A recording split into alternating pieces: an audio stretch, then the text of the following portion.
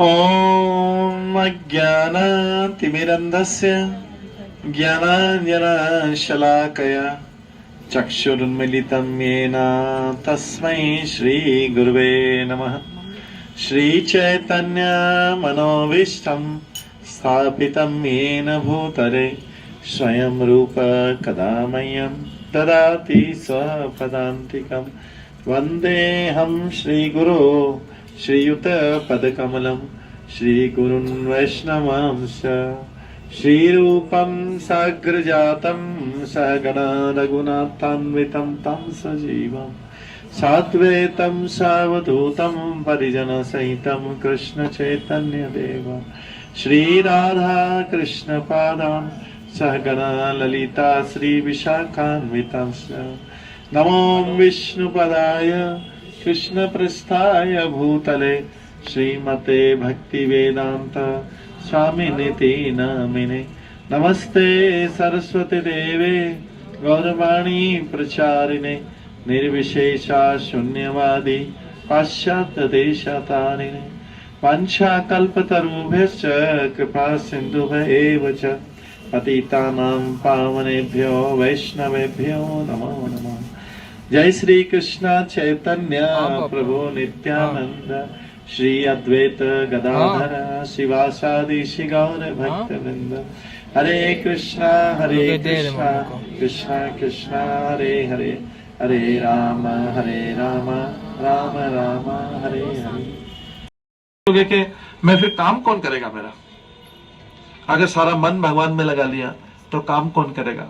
तो एक एग्जाम्पल देते हैं, हम बार बार एग्जाम्पल देते हैं कि जिसने किसी ने साइकिल सीखी हो या बाइक सीखा होगा या किसी ने 4 व्हीलर सीखा होगा। जब भी बाइसिकल सीखा था सपोज करिए ना, या कार सीखी थी, तो कार सीखने में क्या है कि क्लच, एक्सेलेटर और ब्रेक होता है तीनों।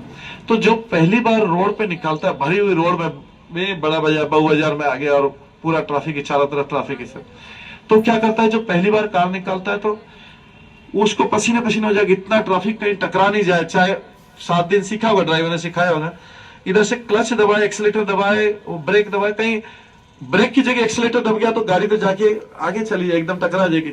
उतना पसीना, क्योंकि एक्सपीरियंस है ऐसा, मैं दिल्ली में उस टाइम चला लिया था पहले बार, तो पसीना पसीना होकर रात को जाके घर पे जाके सीधे सो गए बस। उस दिन गाड़ी चली तो खाना भी नहीं खाने का कुछ भी नहीं, उतना गाड़ी चला कि दिल्ली की सड़क पे क्राउडेड प्लेस में, वो वहां पे वो एक एरिया आश्रम है वहां पे, उससे पूरा रोड जो जाता है मथुरा की तरफ जाता है, तो वो पूरा आके कैसा, अभी कभी गाड़ी चलाना ही कहता है, ये तो पूरा पनिशमेंट है गाड़ी चलाना तो सड़क पे भी। तो पहली बार क्या करता है कि कुछ भी पूरा ध्यान क्या रहता है कि नीचे कहीं इधर का पैर उधर नहीं हो जाएगा, कहीं गैप हो जाए तो पैर इधर का पैर उधर चला गया तो गया काम से। एक्सीलेटर की जगह ब्रेक की जगह एक्सीलेटर हो गया तो सारे लोग चिल्लाने आ जाएंगे, पीछे से शाउट करेंगे। इतना डिफिकल्ट होता है पहली बार क्राउडेड प्लेस में जाना। लेकिन क्या होता है, दूसरे दिन, तीसरे दिन, चौथे दिन, 5वें दिन, धीरे धीरे धीरे धीरे 5 साल बाद मिला उससे। ध्यान दीजिएगा सब लोग, ध्यान दीजिए, सब लोग आके बैठ जाएंगे। 5 साल बाद जो अगर उससे मिलेंगे या 10 साल बाद मिलेंगे उस कार चलाने वाले से, उसके पास बैठ के बात करेंगे, वो कार की तरफ देखेंगे नहीं, आपसे गपशप करेगा, इधर से सॉन्ग सुनेगा, इधर से फोन कॉल अटेंड करेगा, ये करेगा। फोन कॉल करते पूरे टाइम दिल्ली की सड़कों पे या कहीं पे कलकत्ता की फोन कॉल अटेंड करेगा, ये करेगा, और गाड़ी चल रही। कैसे चल रही? उसका मन तो उसने कहीं और लगा लिया, बातचीत कर रहा है, इधर से फोन कॉल अटेंड कर रहा है, ऑफिस के कॉल अटेंड कर रहा है, किसी से गाना सुन रहा है, भजन सुन रहा है, और गाड़ी चल रही है अपनी। तो कौन बोलता है कि इस जीवन, इस यहाँ पे जो है संसार में रहने के लिए मन को संसार में लगाना पड़ता है? उसने तो गाड़ी में लगाया ही नहीं और गाड़ी चल रही है, उसको खाली आंख देखना, और आंख देखने के लिए मन नहीं लगाना पड़ता, सामने दिखती चीजें। उसी प्रकार से इस जीवन को, गाड़ी को चलाने के लिए यहाँ पे मन लगाने की जरूरत नहीं। संसार में भगवान में मन लगा हुआ हो तो जैसे कार चल जाती है, ऐसे जीवन की गाड़ी भी इस संसार में चल जाएगी। ये इसका प्रूफ है, ये इसका प्रूफ है कि मन को, नहीं तो भगवान कभी गलत नहीं बोलते, भगवान कभी नहीं बोलते मेरे में मन लगा लो। क्या भगवान इतने मूर्ख हैं कि भगवान बोल रहे कि मेरे में मन लगा लो? तो कोई भी पूछेगा भगवान से कि भगवान फिर हम संसार में कैसे चलाएंगे? भगवान को पता है कि संसार में, इस संसार में रहने के लिए मन को संसार में लगाने की जरूरत ही नहीं। हजारों प्रूफ है इसके। इसको बड़े बड़े साधु ने शुद्ध सारे टाइम भगवान में मन लगा रहे थे, सब कुछ आ जाता। इस संसार में रहने के लिए, जीवन की गाड़ी चलाने के लिए संसार में मन लगाने की जरूरत ही नहीं। मन भगवान में लेके, जैसे कार अपने आप चल जाती है, गाने सुनते इधर उधर देखते हुए बातचीत करते कार चल जाती, ऐसे जीवन की गाड़ी भी चल जाती। तो भगवान इन लीलाओं को किस लिए करते हैं?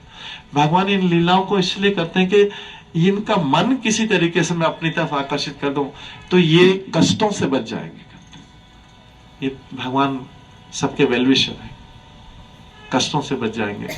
और वास्तव में ऐसा होता है, रियलिटी में तो जो साधु लोग, संत लोग, बड़े बड़े भक्त होते हैं, भगवान मन लगा के देखते सबको। बड़े बड़े साधु महात्मा आते हैं तो उनके पास न कार है, न रहने का जगह है, न खाने का।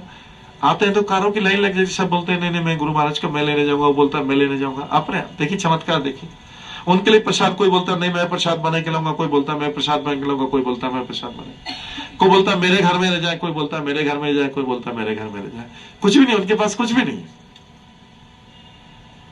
आते उनको कुछ पता नहीं कहाँ रुकना है, कैसे करना है। न कभी बोलते हैं कि मेरी गाड़ी बुक कर देना, जैसे हम ऑफिस में, भाई मेरी गाड़ी वहां पे मैं पहुंच रहा हूँ, गाड़ी बुक कर देना।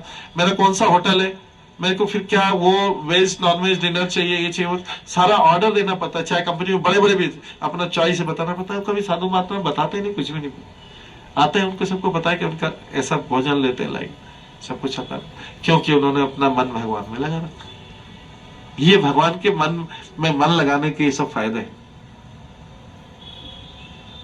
भगवान में मन लगाने सब कुछ चीजें अपने आप हो जाती, सारी चीजें अपने आप चलेंगी। तो भगवान इस प्रकार की अलग अलग प्रकार की लीलाएं करते हैं, जिससे उन लीलाओं को उधर के लोगों को तो आकर्षित करते ही हैं। जहां पे वृंदावन में, गोकुल में, जहां पे भी लीला रही, उधर के लोगों को तो आकर्षित करते ही, लेकिन उसको सुन के वो खाली उन्हीं के लिए नहीं, उनके लिए तो है, उन्होंने देखा, लेकिन हम सब भी लोग जो है उन लीलाओं का ध्यान कर ले तो हम भी आकर्षित हो जाएंगे। सारे टाइम अलग अलग अलग अलग प्रकार की लीलाएं, और फिर उसका अलग अलग लोगों के मुख से सुनेंगे सेम लीलाएं, तो और भी आनंद आएगा, और सुनते जाएंगे। तो इस प्रकार से भगवान इसलिए इतनी लीलाएं करते हैं, हम सबके उद्धार के लिए करते हैं। तो इसी में से भगवान ने जो लीलाएं की, इसी में से भगवान ने ब्रह्मा जी को मोहित करने के लिए किया। भगवान ने ब्रह्मा जी को भी मोहित किया था, शिव जी को भी मोहित किया था, अपने मोहिनी मूर्ति से शिव जी को मोहित किया। तो भगवान इन लीलाओं को करके ब्रह्मा जी को क्यों चुना? ब्रह्मा जी को चुनने के, ब्रह्मा जी जगत के सर्वश्रेष्ठ जीव हैं। इस मटेरियल वर्ल्ड में ब्रह्मा जी से ऊपर कोई जीव नहीं, जीवों में कोई जीव नहीं। Brahma ji highest living entity, highest living being है। उनको एग्जाम्पल लेके किया कि देखो ये भी मेरी माया से मोहित हो जाते, ये भी मेरी माया से मोहित हो जाते, तो कौन बचेगा फिर? शिव जी को बता दे, शिव जी में मेरी माया से मोहित हो जाते, फिर बताइए कौन बचे? ब्रह्मा शिव की बात तो विष्णु तो भगवान ही करता। जब वो हो सकते हैं तो तुम जीव कहां लगते? कोई अगर सोच ले कि नहीं नहीं मैंने तो ऐसी तपस्या कर ली कि मैं किसी की माया से मोहित नहीं।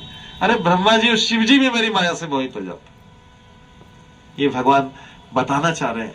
जैसे चैतन्य महाप्रभु ने जगह ही मैदा उद्धार कर दिया, तो उससे नीचे गिरा कोई है ही नहीं। तो एक एग्जाम्पल सेट हो गया, इससे नीचा कुछ नहीं है, तो नीचे से पतित पावन इसलिए कि इससे नीचा कोई नहीं, तो उसका उद्धार कर दिया। ऐसे उससे ऊपर कोई नहीं है, तो वो भी माया के उसमें आ जाते हैं। तो अभी कौन माया में नहीं हो सकता?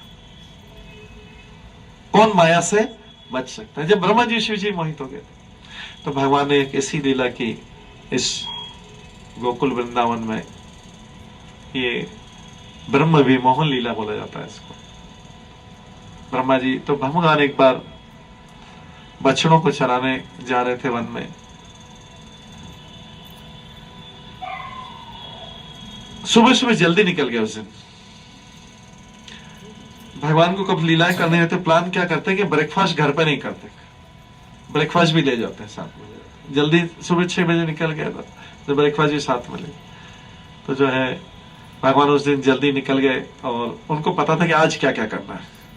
आज ब्रेकफास्ट में कौन से असर को मारना है, फिर लंच में क्या करना है, और फिर रात में आते समय, संध्या को आते समय किसको मारना है, करना। ये भगवान लीलाएं करते। तो उस दिन ब्रेकफास्ट के समय पे अगासुर को मारने का प्लान था, लंच से पहले में, उसके बाद लंच करेंगे, तो ऐसा प्लान था। तो अगासुर जो है वन में बहुत बड़ा अगासुर पे हम डिटेल में नहीं जाएंगे क्योंकि उसका अभी हमको आज ब्रह्म लीला करें। तो अगासुर ने अपना मुंह खोल रखा था बहुत बड़ा, तो सारे को, और उसकी लाल जीवा थी, एकदम रेड कलर की जीवा थी, इतना बड़ा आकाश में उसका एक जबड़ा आकाश में था, एक नीचे था, और पूरा से खुला होता तो किसी को पता ही नहीं लग रहा था इतना बड़ा कि अगासुर है, इस सर पे स्नेक है, बड़ा अजगर है। तो बाल बच्चे तो खेलते रहते। तो बच्चे ने देखा ये रेड कलर का हाईवे, ऐसे उसकी जीभ जो थी हाईवे उतना चौड़ा, उतना लंबा चौड़ा था, इतना वो था कि वो हाईवे, बोले कि रेड कलर की रोड कैसे हो गई आज ये। और बच्चे खेलते बोले चलते हैं। किसी ने बोला कि जो है, तो ये यमुना के इस पार थे बच्चे और कृष्ण यमुना के उधर थे। कहते वो खेलते इधर ये आगे आ गए, तो थोड़ा कृष्ण खेलते आगे आ गए। तो वहां पे बच्चों ने एक दूसरे बात किया, अरे ये एक बहुत बड़ी अजीब चीज है, चलो इसके अंदर चल के देखते हैं। एक गुफा दिख रही है अंदर, उसका मुंह के अंदर। तो कुछ बच्चों ने बोला नहीं ये कुछ कोई असुर लग रहा है, अभी तो इतने सारे कंस असुर बेचता रहता है, कोई असुर लग रहा है। कुछ बच्चों ने बोला अरे कुछ भी हो, कृष्ण तो है अपने, वो तो इतने बारे मार चुके, बचा लेंगे। तो वो अंदर कॉन्फिडेंटली अंदर चले गए और बोले अंदर जाके तो उसकी श्वास और दुर्गंध, वो तो पूरे एनिमल्स और सब खाता था, सीधे एनिमल, उसके दुर्गंध, और अंदर गए तो जाके सब बेहोश हो गए अंदर जाके, मूर्छित हो गए। कृष्ण ने उनको दूर से आवाज दे रहे थे यमुना के उस पे, अरे अंदर मत जाओ, बहुत जोर जोर से चिल्ला रहे थे, लेकिन वो बच्चे आवाज सुन नहीं पाए, जो उनके साथ वाले थे सब आवाज नहीं सुन नहीं पाए। कृष्ण ने देखा, अंदर देखा, बाहर ही नहीं निकले। कृष्ण समझ गए कि ये तो अभी अगासुर के मुख के अंदर चले गए। तो कृष्ण भागते आए उधर से और जाके देखा कि ये, और उनको पहले से अगासुर, अच्छा अगासुर तो आया था कि मुख फिर भी खुला रखा था उसने, अगासुर ने मुंह बंद नहीं किया था, क्योंकि कंस ने उसको कृष्ण बलराम को मारने के लिए भेजा था। जब तक कृष्ण बलराम नहीं आएंगे वो बच्चों का क्या करेगा उसको मार। तो कृष्ण आए, कृष्ण ने देखा कि ये सब बच्चे अंदर जाके बेहोश हो गए। तो कृष्ण जो है, कृष्ण भी अगासुर के मुख में चले गए अंदर। अगासुर ने बोला अब मेरा काम हो गया। जैसे कृष्ण अंदर गया, अगासुर ने मुंह बंद कर दिया कि अब जो है खत्म। ये कृष्ण को आज मैं कंस को खुश कर दूंगा करते। बहुत सारे लोग जो है कि हर बार हर व्यक्ति आता था कंस को बोलता था कि मैं कृष्ण को मार के आऊंगा। अगासुर ने बोला आज तो मैं उनको न्यूज सुनाऊंगा कि कृष्ण को आज खत्म कर दिया। कृष्ण अंदर पहुंचे, अगासुर बहुत खुश हुआ, अभी जाने की तैयारी कर रहा था, इतने में कृष्ण ने अंदर अपने आप को एक्सपांड किया, विस्तार किया अपने आप को, और विस्तार करते गए, विस्तार करते गला से उसका तो सांस बंद होने लगा, सफोकेशन लगे। कृष्ण ने अपने आप को पूरा गले में सांस लेना बंद हो गया। अगासुर ने क्या हो गया, तो मतलब गले में हड्डी अटक जाती है जैसे, गले की हड्डी बन गया। और उसको करते करते एक्सपांड करते करते जब अगासुर के निकलने को बहुत जोर से चलेगा, मुंह खोल दिया, लेकिन कृष्ण बाहर निकले। पूरा कृष्ण ने उसका पैक कर दिया, उसकी सांस बंद हो गई, अंदर ही अंदर वो अगासुर की मृत्यु हो गई। फिर कृष्ण ने सब बच्चों को अपनी योग माया से उठाया, उनको पता भी नहीं लगे अगासुर को, सबको बाहर निकाला, और उसके बाद में इस तरीके से ये अगासुर को मारा। अब अगासुर को मारा तो सब लोग जो है बहुत थक गए, सब बहुत बोले यमुना में स्नान करते हैं, ऐसे खिले बछड़े तो बांध दिए थे इधर, और उसके बाद में यमुना में स्नान किया सबने, और बहुत भूख लगी, स्नान करने के बाद बहुत भूख लगती।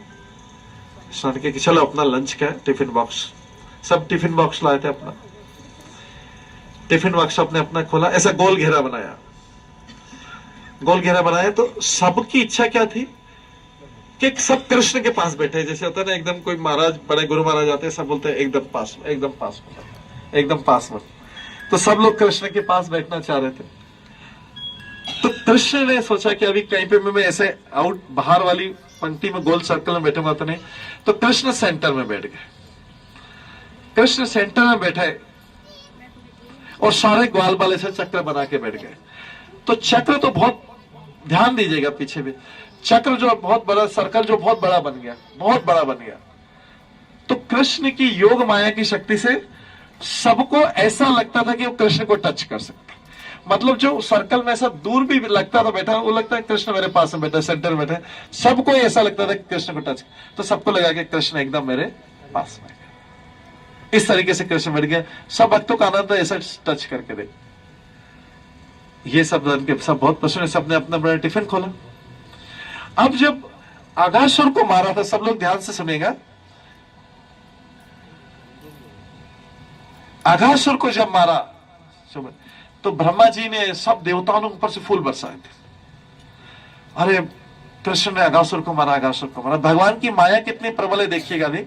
अगर सब देवताओं ने सबने, अरे भगवान ने अगासुर को मार दिया, कंस के भेजे राक्षस को मारा, बड़े दूध भी वो बाजे बजने लग गए, सब कुछ करने लगे, बहुत स्वागत। अब अगासुर को मार दिया।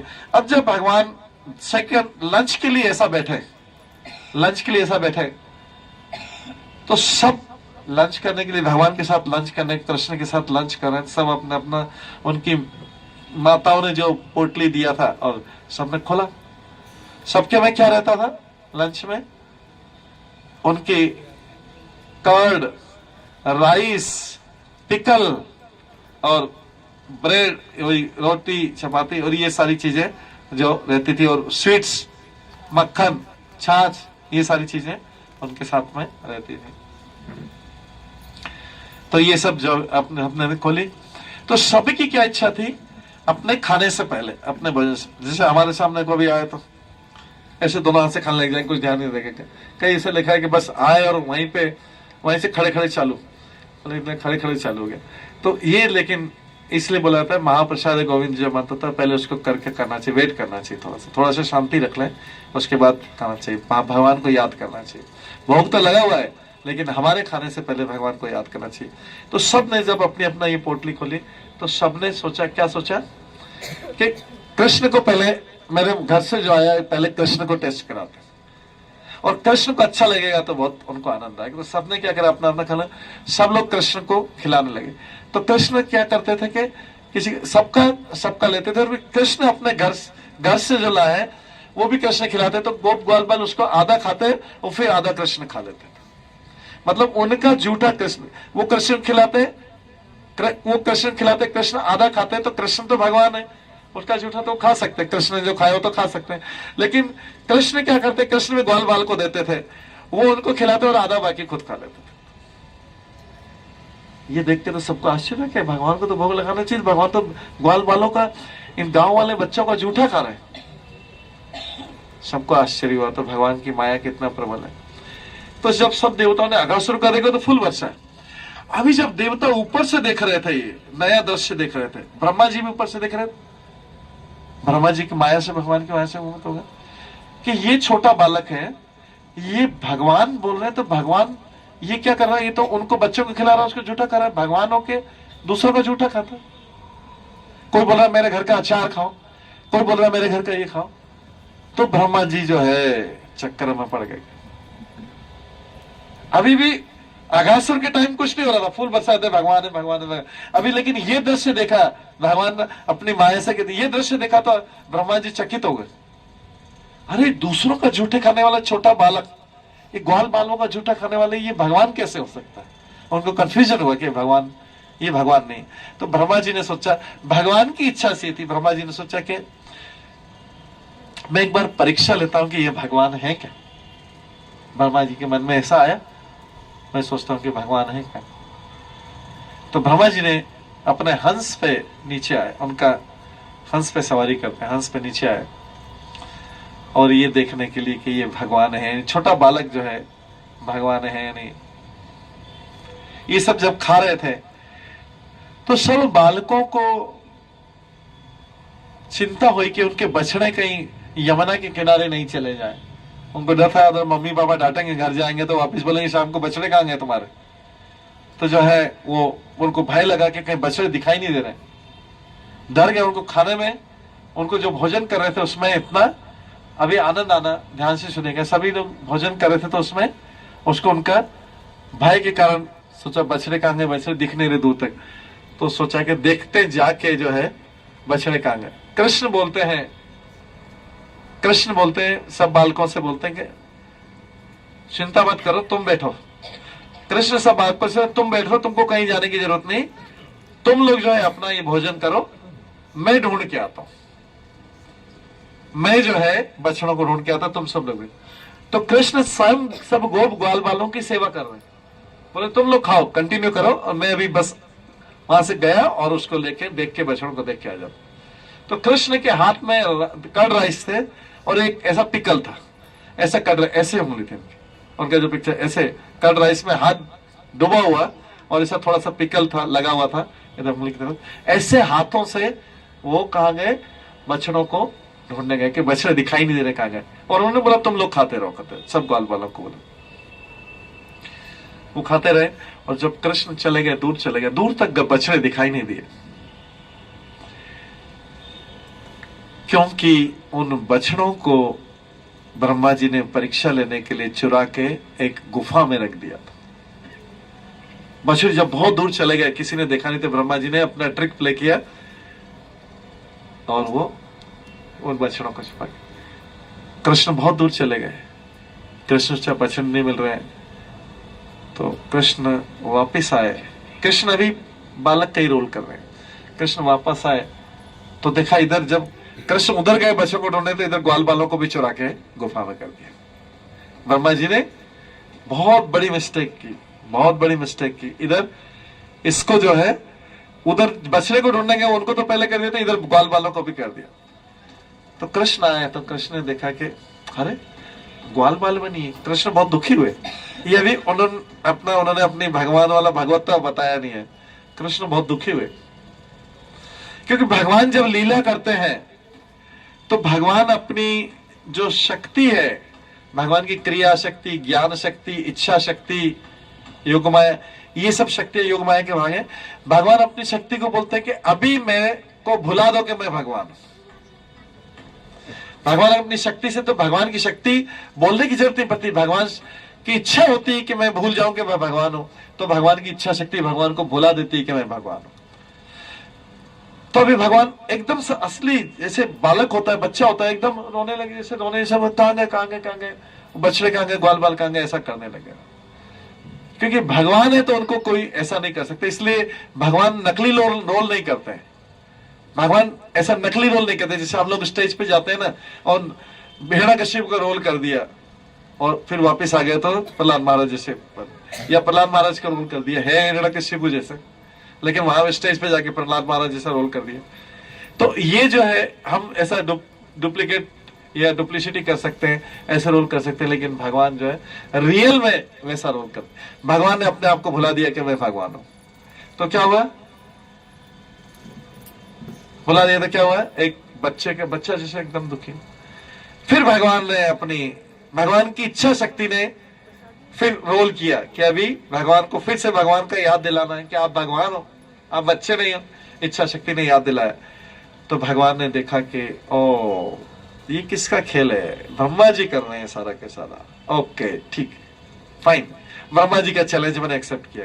ब्रह्मा जी मेरे साथ ट्रिक प्ले कर रहे हैं, अब मैं जो ट्रिक प्ले करूंगा उसके बाद ब्रह्मा जी से करूंगा, तो ब्रह्मा जी जीवन भर उस ट्रिक को याद रखेंगे। कौन सी ट्रिक प्ले, अभी ब्रह्मा जी ने छोटा सा ट्रिक प्ले किया है, तो देख कि इधर भी गायब, इधर भगवान ने खोला। भगवान ने उसी समय जितने ग्वाल बाल थे और जितने बछड़े थे, अपने आप को उतने रूपों में, उतने के उतने रूप में, उतने नंबर्स में, उतनी संख्या में विस्तार कर दिया जो है। और जो ब्रह्मा जी ले गए, क्योंकि भगवान के शुद्ध भक्त है, उनको कोई टच नहीं कर सकता।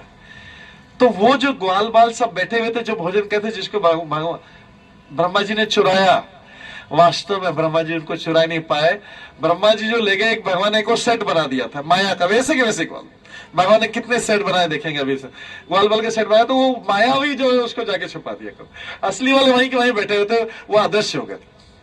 असली वाले अदृश्य हो गए और दिखाई नहीं दिए, तो ब्रह्मा जी बहुत कुछ। और नकली वालों को लेके, जैसे रावण जो है माया सीता को ले गया था, असली सीता को टच ही नहीं कर सकता।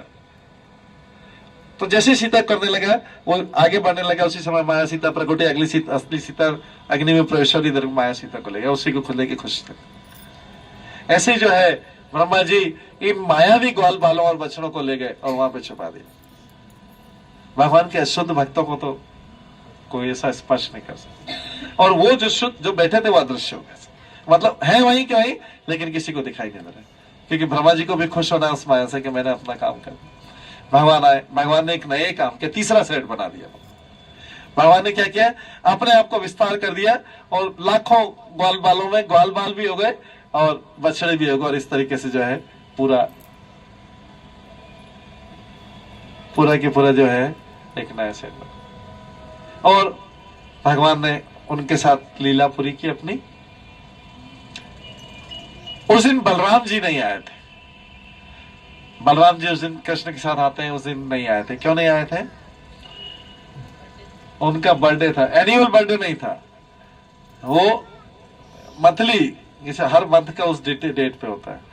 आजकल ये कंसेप्ट फिर से आ गया करते हैं, ये उस टाइम पे चालू हुआ था। आजकल क्या, जिसका किसी 25th मैरिज एनिवर्सरी होता है तो कई बार इसे बुलाया जाता है। हर महीने 25 से साल में हर महीने जो है वो एनिवर्सरी मनाया जाता है, पूरा साल भर एनिवर्सरी मनाया जाता है, और उसमें लाखों करोड़ रुपए खर्च होते हैं हर साल। और फाइनल वाले में तो पूरा वो, तो इसे कृष्ण का बलराम जी का मंथली बर्थडे होता था। जैसे मतलब जब वो नक्षत्र और ग्रह लगेंगे उस दिन उनका बर्थडे लगेगा। तो बलराम जी का जन्मदिन उस दिन मनाया जाता है। ये बड़ा वाला नहीं था, हम तो कृष्ण में नहीं आते, ये मंथली वाला था, हर महीने जो। उसके बाद तो ये सारी चीज लीला हुई। अब जो है ग्वाल बाल तो मायावी तो छुपे थे, ये अदृश्य थे। भगवान जो स्वयं विस्तार किए थे, ये सारे ग्वाल बाल जो है, हरि बोल ध्यान दीजिएगा।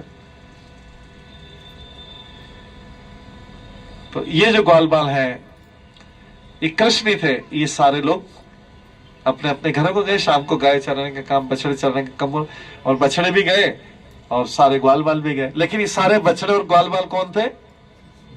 सब कृष्ण, सब कृष्ण थे।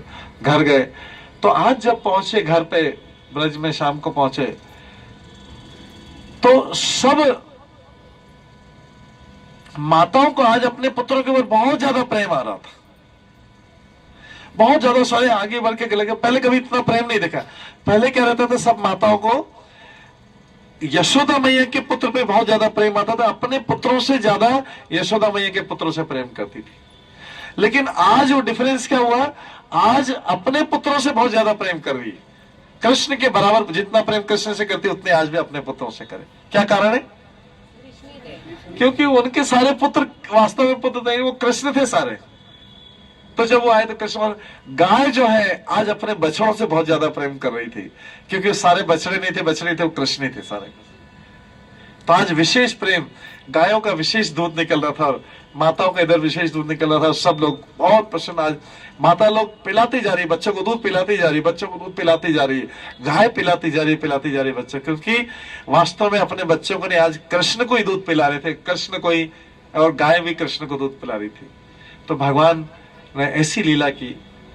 ये भगवान ने लीला इसलिए कि एक तो ब्रह्मा जी का तो था ही सही, एक और चीज थी कि कई गोपियों की इच्छा थी। गोपियां जब भी कृष्ण को देखती थी, काश हमारा पुत्र ऐसा होता, कृष्ण जैसा होता। कृष्ण को देखती थी जब, काश हमारा पुत्र ऐसा होता और हम उसको दूध पिलाते थे। उनकी ऐसी इच्छाएं थी, और कई कई वर्षों से ऐसी इच्छाएं करती थी कि हमारा भी पुत्र कृष्ण जैसा, हम उसको दूध पिलाएं। और गायों की इच्छाएं थी कि हम कृष्ण हमारा दूध पिए करते। तो जब ये सारी इच्छाएं थी तो भगवान ने उनकी इच्छा को सोचा, तो भगवान ने उनकी इच्छाएं भी पूरी की। तो कई काम किए भगवान इस लक्ष्य में। उन सबकी माताओं की इच्छा पूरी की, गायों की इच्छा पूरी की। क्या आज माताएं भी कृष्ण को दूध पिला रही हैं? हजारों हजार सब, और गायें भी कृष्ण को दूध पिला रही है। ऐसा चला। अगले दिन हुआ वही सेम कृष्ण है जो अगले दिन तैयार हुए, जा रहे हैं सब कुछ, सब अपनी माताओं को पुचकार पुचकार के, लेकिन वास्तव में कृष्ण ही है, उनके बच्चे हैं ही नहीं। और गाय भी ऐसे इस प्रकार करे। अगले दिन के कृष्ण फिर वही लीला की, फिर वही जाके लंच किया, ये किया, फिर आ गए। ऐसा करते करते करते हुए 1 साल बीत गया। किसी को पता नहीं लगा। बलराम जी को 1 साल से 3-4 दिन पहले पता लगा था। किसी को पता नहीं लगा कि ये जो ग्वाल बाल माताएं जिन ग्वाल बालों को खिलाती पिलाती दूध पिलाती, वो उनके बेटे हैं ही नहीं। वो या गायों को जिनको बछड़ों को दूध पिला रही है, वो उनके बछड़े हैं ही नहीं। किसी को पता नहीं लगा। भगवान ने इसी परफेक्ट पूरा के पूरा 1 साल हो गया। 1 साल पूरा बीत गया। इधर पृथ्वी पे 1 साल बीत गया, लेकिन ब्रह्मा जी का तो 1 क्षण बीता। ब्रह्मा जी के समय ब्रह्मा जी का 1 क्षण बीता। ब्रह्मा जी ने बोला कि अभी मैं छुपा के आया था 1 मिनट पहले, तो अभी देखता हूं अभी क्या हुआ है, अभी क्या हुआ है, देखता हूं भगवान है क्या। ब्रह्मा जी आए अपना हंस की सवारी पे 1 क्षण में। उनके लिए 1 क्षण 1 मिनट भी नहीं हुआ, इधर 1 साल बीत गया। सेम लीला, सेम आ जा रहे हैं, किसी को कुछ भी नहीं फर्क लगा। आने से पहले, लेकिन बलराम जी को 3-4 दिन पहले पता लग गया था। बलराम जी को कैसे पता लगा था? बलराम जी का अगला जन्मदिन फिर अगला महीना आने वाला था, अगला साल का जन्म, वही सेम डे। उससे पहले बलराम जी जब जा रहे थे तो बलराम जी ने देखा कि कृष्ण जब गाय चरा रहे हैं, बछड़े चरा रहे हैं, कृष्ण जब बछड़े चरा रहे हैं तो प्रभु जी थोड़ा आगे बढ़ जाइए, प्रभु जी थोड़ा आगे। कृष्ण जब बछड़े चरा रहे हैं तो गाय, कभी भी गाय को चराने वाले को बछड़े चराने वालों के पास में नहीं लाया जाता था। क्यों नहीं लाया जाता था? बछड़े दूध पी लेंगे और बछड़े फिर गाय चराना बंद कर देगी, घास खाना बंद कर। तो गाय और बछड़ों को चराते समय जो वहां पे चरागाह में ले जाते कभी भी साथ में नहीं रखते थे। तो अभी बलराम जी ने कहा गाय गोवर्धन पर्वत के ऊपर चर रही है और उनके ग्वाल बाल जो बड़े वाले हैं वो चरा रहे हैं, और उनके बच्चे जो हैं गोवर्धन पर्वत के नीचे फुट हिल में, तलहटी में, नीचे नीचे वहां पे चल रहे सारे। तो जैसे उन गायों ने वो दूर से पहाड़ के ऊपर से अपने बच्चों को नीचे देखा तो किसी चीज की परवाह करते नहीं पर्वत से भागने लगी। पर्वत से गिर भी सकती थी, भाग भाग के पर्वत से ऐसे नीचे आ रही। वो ग्वाल संभाल रहे, कह रहे रुको रुको, गायों को रोक रहे, गाय रुकी नहीं रही। गाय ऐसी भागती आ रही, ऐसी भागती जैसे किसी समय गिर जाएगी, भागती भागती भागती भागती अपने बछड़ों के पास आ गई, बछड़ों को चाट रही। तो बलराम जी ने बोला कृष्ण क्या चक्कर है आज, ऐसा मैंने कभी पहले कभी देखा नहीं कि गाय वहां कितनी दूर है, पहाड़ के ऊपर है, टॉप पे है, और बछड़ा इधर है और वहां से भाग भाग के आ रही, उसको गिरने की चिंता नहीं, पत्थरों को करते करते करते करते इधर भाग के आ रही और बछड़ों को चाटने लगी। बोले मैंने ऐसा दृश्य आज तक नहीं देखा, यार बछड़ों में क्या हो गया। और उसके बाद में जब बछड़ों को लेने के लिए ग्वाल बाला है, और ग्वाल बालों ने देखा कि ये उनके बच्चे हैं छोटे वाले, जो ग्वाल बाले भी आके अपने बच्चों के पास में आ गए, वो भी भाग भाग के आ रहे, उन्होंने भी उनको देखा। तो बलराम जी ने बोले कैसी लीला, मैंने आज तक देखी नहीं सी। तो कृष्ण ने सारी चीज बताई कि ये सब मेरे ही विस्तार है, इसलिए वो मेरी तरफ अट्रैक्ट हो रहे हैं। ग्वाल बाल भी बच्चों जैसा, क्योंकि कृष्ण है वो, इसलिए ग्वाल बाल भी, माता उनके पिता भी इधर अट्रैक्ट हो रहे हैं, और जो गायें हैं वो भी बछड़ों की तरफ आकर्षित हो रही है, क्योंकि बछड़े कृष्ण ही दिखने में उनके बच्चे लग रहे हैं लेकिन वो कृष्ण। इस प्रकार से बलराम जी को 3-4 दिन पहले पता लगा। 3-4 दिन के बाद इस प्रकार से 1 साल हो गया पूरा। ब्रह्मा जी आए, ब्रह्मा जी ने देखता हूँ क्या हो, ब्रह्मा जी सबसे पहले इधर आए, यहाँ हालचाल देखता हूँ कि ये लोग लंच कर रहे थे, लंच करते करते ही सारा काम हुआ था, जब लंच प्रसाद ले रहे थे। तो ब्रह्मा जी ने आके देखा कि सब लोग लंच ले रहे हैं। ब्रह्मा जी को आश्चर्य हो कि वो सब ग्वाल बाल ये कर जिसको मैंने गुफा में छुपाया था, सब ऐसे कैसे घेरा बना के सब कुछ करे, उतने ही लोग हैं। ब्रह्मा जी ने गिनने करने की कोशिश की, गिन नहीं पाए, उतने ही लोग हैं, सब वही के वही लोग हैं। ब्रह्मा जी ने सोचा मैंने तो छुपाया के रखा था गुफा में। ब्रह्मा जी तुरंत हंस में सवार गुफा की तरफ भागे। गुफा में पत्थर हटाए तो देखा कि वो ग्वाल बाल वहां पे तो सोए हुए, वही ग्वाल बाल। ब्रह्मा जी अभी तो चकरा गए। ब्रह्मा जी के 4 मुख है। ब्रह्मा जी सोचा कि कहीं कृष्ण मेरे साथ ऐसा प्लान नहीं कर रहे हो कि मैं इधर जाता हूं तो उधर से उठा के इधर रख देते हो, और मैं इधर जाता हूं तो उधर से उठा के रख देते। ब्रह्मा जी 4 मुख थे, 4 मुख का इधर देखते जा रहे हैं दोनों तरफ। उधर से तो कोई आ नहीं रहा, उधर से कोई नहीं, ऐसे चारों आगे पीछे से कोई नहीं कर रहा, कोई आ तो नहीं रहा, चारों मुख से दिखते थे। वापिस उधर गए जहां पे लंच कर रहे थे, वहां पे देखे सब लोग लंच कर रहे। ब्रह्मा जी ने सोचा कि उधर भी गया, इधर भी गया, और मैं चारों तरफ देख भी रहा हूं, कोई आया जा भी नहीं रहा, ये डुप्लीकेट कहां से, दोनों एक जैसे लग रहे। जब ब्रह्मा जी ब्रह्म में थे, चकरा रहे थे, तो ब्रह्मा जी ने थोड़ी बार देखा, ध्यान से देखा उन सब ग्वाल वालों को, जो हरि बोल, जो क्या कर रहे थे, लंच कर रहे थे, सब कुछ देखा। तो उनको सबके अंदर चतुर्भुज रूप में कृष्ण दिखाई दिए। जितने भी सारे ग्वाल बाल थे, और गायों में, बछड़ों में, सब में चतुर्भुज कृष्ण दिखाई दिए। ब्रह्मा जी हरि चकरा गए। ब्रह्मा जी ने बोला अब हो गई, बहुत बड़ी गड़बड़ हो गई।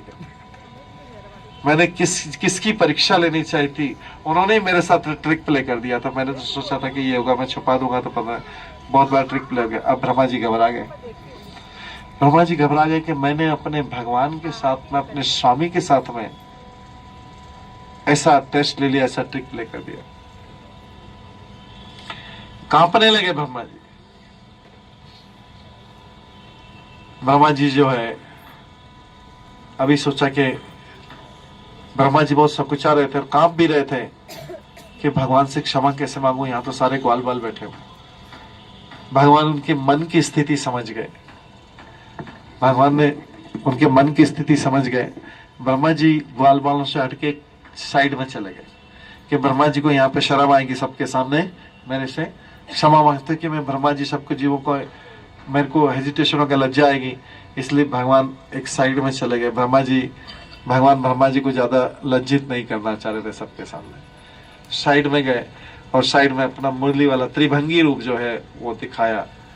और ब्रह्मा जी जो है वहां के अपना सोने का मुकुट नीचे रख दिया, अपना आभूषण नीचे रख दिए, पूरा हम्बल स्टेट में बलभाव से पूरा हाथ जोड़ के और पूरा दंडवत प्रणाम करके उठ ही नहीं रहे थे, उठ ही नहीं पा रहे थे, क्योंकि भगवान को उठ के भगवान को मुंह दिखाना पड़ेगा, मुंह दिखाने लायक नहीं रहे, इतने लज्जित हुए। तो जो है ब्रह्मा जी ने, भगवान ने बोला उठो ब्रह्मा, उठा तो ब्रह्मा जी ने, एक पिक्चर भी है इसका, देखना आप, देखना ब्रह्मा जी चतुर्मुखी ब्रह्मा ऐसा छोटे से कृष्ण के प्रार्थना कर रहे हैं। इतनी लंबी चौड़ी प्रार्थना की कि आप सब जीवों को भ्रमित रखते हैं। इस संसार में आप सब जीवों को कर्म के बंधन में बांध के रखते हैं। जीव पास्ट का मतलब भूतकाल का शोक करता है, भविष्य काल का भय करता है और वर्तमान काल में मोहित रहता है, मोह करता है।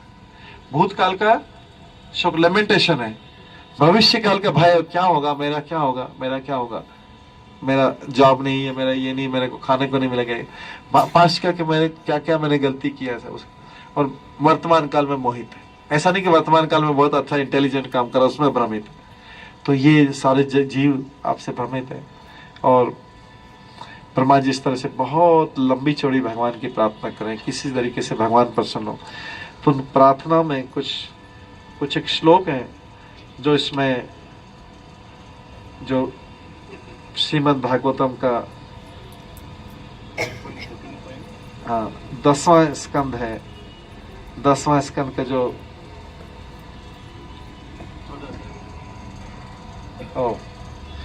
गलती से हम पार्ट 1 ले आए।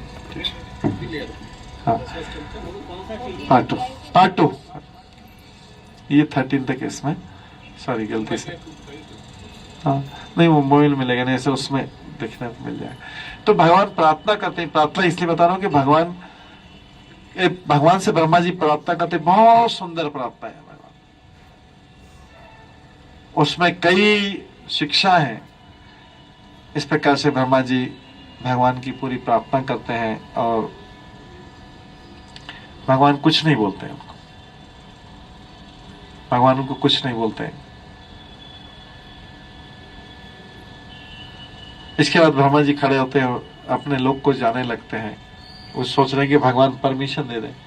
तब भगवान बोलते हैं ठीक है जाओ। बताया जाता है कि भगवान ने ब्रह्मा जी को क्षमा नहीं किया, जबकि गोवर्धन लीला में इसी प्रकार की गलती इंद्र ने की थी, इंद्र को क्षमा कर दिया था, इंद्र को क्षमा कर दिया, ब्रह्मा जी को क्षमा नहीं किया। 2 कारण है इसके। एक तो जो व्यक्ति जितना हायर पोजीशन पे रहता है उतना अनपार्डनेबल है, मतलब उसको अक्षम्य है, क्षमा करने योग्य नहीं, उसको हायर पोजीशन दी। एक पियून या कोई नीचे वाला चपरासी गलती करता है, पियून गलती करता है तो उसको एक बार क्षमा किया जा सकता है, लेकिन बड़ा ऑफिसर कोई गलती करता है तो उसको पनिशमेंट होता है। बड़े आदमी को बड़ी पोजीशन किस लिए मिलती, बड़ी पोजीशन किस लिए देते हैं, किस लिए बड़ी पोजीशन देते हैं? कम से कम गलती करे, गलती नहीं करे, उसका हायर पोजीशन, हायर फैसिलिटी। किसी को प्राइम मिनिस्टर, प्रेसिडेंट क्यों बनाया जाता है? हायर सैलरी इतनी सारी, कोई बोलेगा प्रेसिडेंट को इतनी फैसिलिटी क्यों मिलती? वो हम तो मजदूरी करते हैं, दिन रात मजदूरी करते थे, तो पुन पसीना बहाते, वो तो अपने पैलेस में रहता, उसको क्यों इतनी फैसिलिटी मिलती है? उसको इतनी फैसिलिटी मिलती है, इसलिए मिलती है कि बहुत इंटेलिजेंट वे में बुद्धि से काम करेगा, क्योंकि उसको पूरे देश का निर्णय लेना। हमको तो क्या है, अपने छोटा से 2, 4, 5 गलती कर दी, कोई फर्क नहीं पड़ेगा, लेकिन उसको पूरे देश का, उसकी एक गलती से पूरा देश प्रभावित होगा, पूरा राज्य प्रभावित होगा। इसलिए उसको हायर पोजीशन, हायर सैलरी, सबको ज्यादा दिया जाता है। किसी को ईर्ष्या करने की जरूरत नहीं कि उसको ज्यादा क्यों दिया था, मेरे को कम, मैं मजदूर है, मैं मेहनत तो मैं ज्यादा करता हूँ, इसके बने को उसको जो है उस तरीके से ट्रेनिंग दी जाती है कि वो कम रहते। तो एक तो ये कारण है कि ब्रह्मा जी हायर पोजीशन पे थे, इंद्र उनसे बहुत लोअर पोजीशन पे, उनकी तुलना में हमारे लिए इंद्र की पोजीशन बिहार है, लेकिन ब्रह्मा। दूसरा चीज है कि ब्रह्मा जी ने जो गलती की उसमें ब्रह्मा जी ने भगवान को उनके भक्तों से अलग कर दिया, गुफा में छुपा दिया और भगवान इंद्र। ब्रह्मा जी ने गलती की, भगवान को भक्तों से अलग करने का जो अपराध होता है भगवान उसको बहुत सीरियसली लेते हैं। इंद्र ने भी गलती की, इंद्र ने भी किया, लेकिन इंद्र ने जो गलती की उसके कारण भगवान और भक्त मिले आपस में एक दूसरे से। गोवर्धन पर्वत के नीचे 7 दिन भगवान और भक्त का मिलाप कर। तो इंद्र की गलती, इसने भी गलती की, लेकिन एक ने भक्त को भगवान से अलग किया और एक ने 7 दिन तक उनको एक साथ में मिला के रखा। तो इसलिए इंद्र के अपराध को भगवान ने क्षमा कर दिया, ब्रह्मा जी के अपराध को क्षमा नहीं किया। दोनों के अपराध एक, भक्तों का भगवान से मिलाना जो है ये अच्छी बात है, क्योंकि गोवर्धन लीला नहीं होती तो 7 दिन तक भक्त और भगवान एक दूसरे के साथ कैसे मिले रहते। तो ये दोनों के अपराध था। तो भगवान ने ब्रह्मा जी को बोला ठीक है आप जा सकते हो, ऐसी गलती कभी आगे मत करना। ये ब्रह्मा जी को ऐसा उपदेश देते हैं। तो यहाँ पे ब्रह्मा जी कृष्ण की स्तुति करते हैं। स्तुति में बहुत सारे भगवान वर्णन करते हैं। कुछ इंपॉर्टेंट श्लोक हैं जिनको प्रभुपाद जो है कई बार कोट करते हैं। तो 8वां नंबर का श्लोक है, 8वां नंबर का श्लोक है, तत्ते अनुकंपां सुसमीक्षमाणो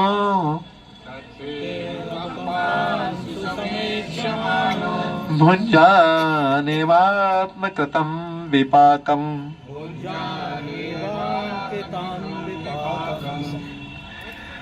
हृतवाग् वपुर्भिः विदधन् नमस्ते जीवेत यः मुक्ति पदे सदाएव।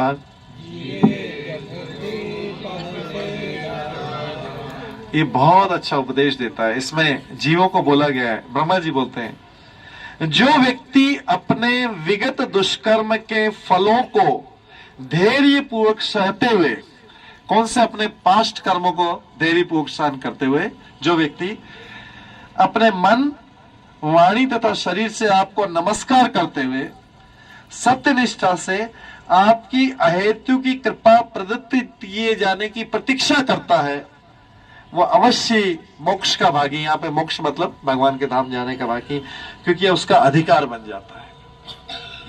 बहुत बड़ी बात बोली, दाएं भाग मतलब उसका अधिकार बन, कि जो व्यक्ति अपने, जैसे हम लोग होते हैं पूर्व जन्म के कष्ट आ जाएंगे तो क्या होता है, एकदम दुखी हो जाते हैं, बहुत अरे बहुत कष्ट हो रहा है, छोड़ो अभी तो भगवान की पूजा छोड़ो,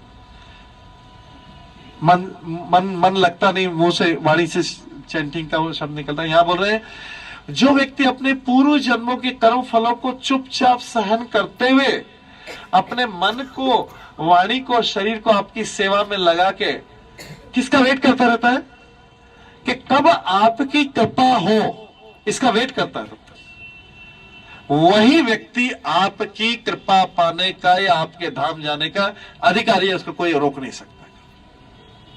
ये जो है ब्रह्मा जी बोल रहे हैं। अधिकार कब बन रहा है, उधर सहन भी करना है पिछले वाले चीजों, इधर मन, वाणी और कर्म से सेवा भी करना है, और तीसरा चीज वेट भी करना है।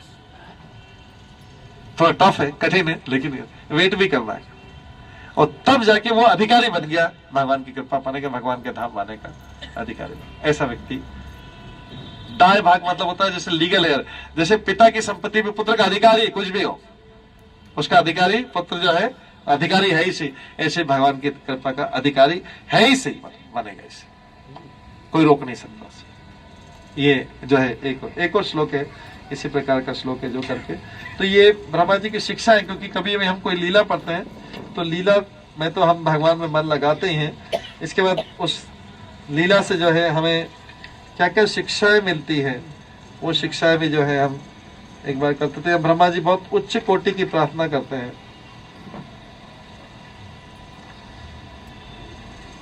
ब्रह्मा जी बहुत उच्च कोटि की प्रार्थना करते हैं। उन प्रार्थनाओं में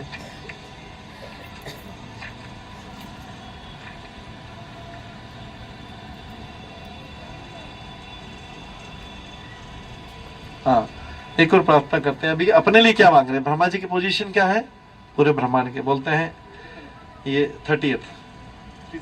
हाँ, तदास्तु मे नाथ भूरि भागो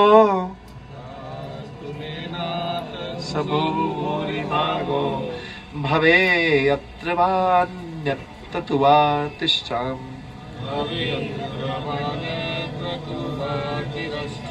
येनाम् एकापि भवज्जनानाम् भूत्वा निषेवे तव पाद पल्लवम्।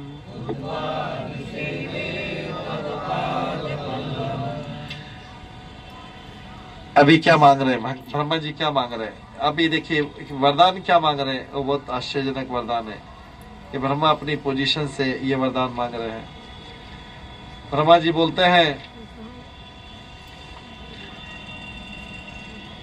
हे मैं ब्रह्मा जी बोल रहे हैं, प्रभु मेरी प्रार्थना है कि मैं इतना भाग्यशाली बन सकूं, मैं इतना भाग्यशाली बन सकूं कि इस जीवन में ब्रह्मा के रूप में या दूसरे जीवन में मैं जहां कहीं भी जन्म लूं, मेरी गणना आपके भक्तों में, बस मेरी काउंटिंग आपके भक्तों में, कोई कैसा भी जन्म ले लो, बस मैं आपका डिवोटी बन सकूं। मैं प्रार्थना करना हूं कि चाहे मुझे पशु योनि में जन्म दे दो।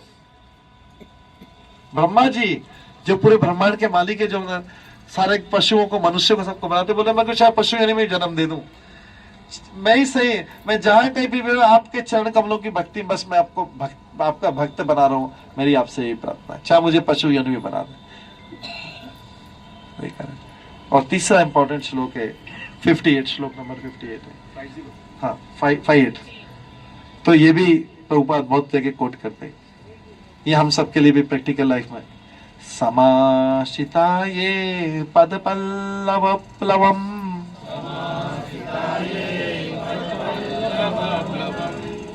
महत्पदम पूर्ण यशो मुरारे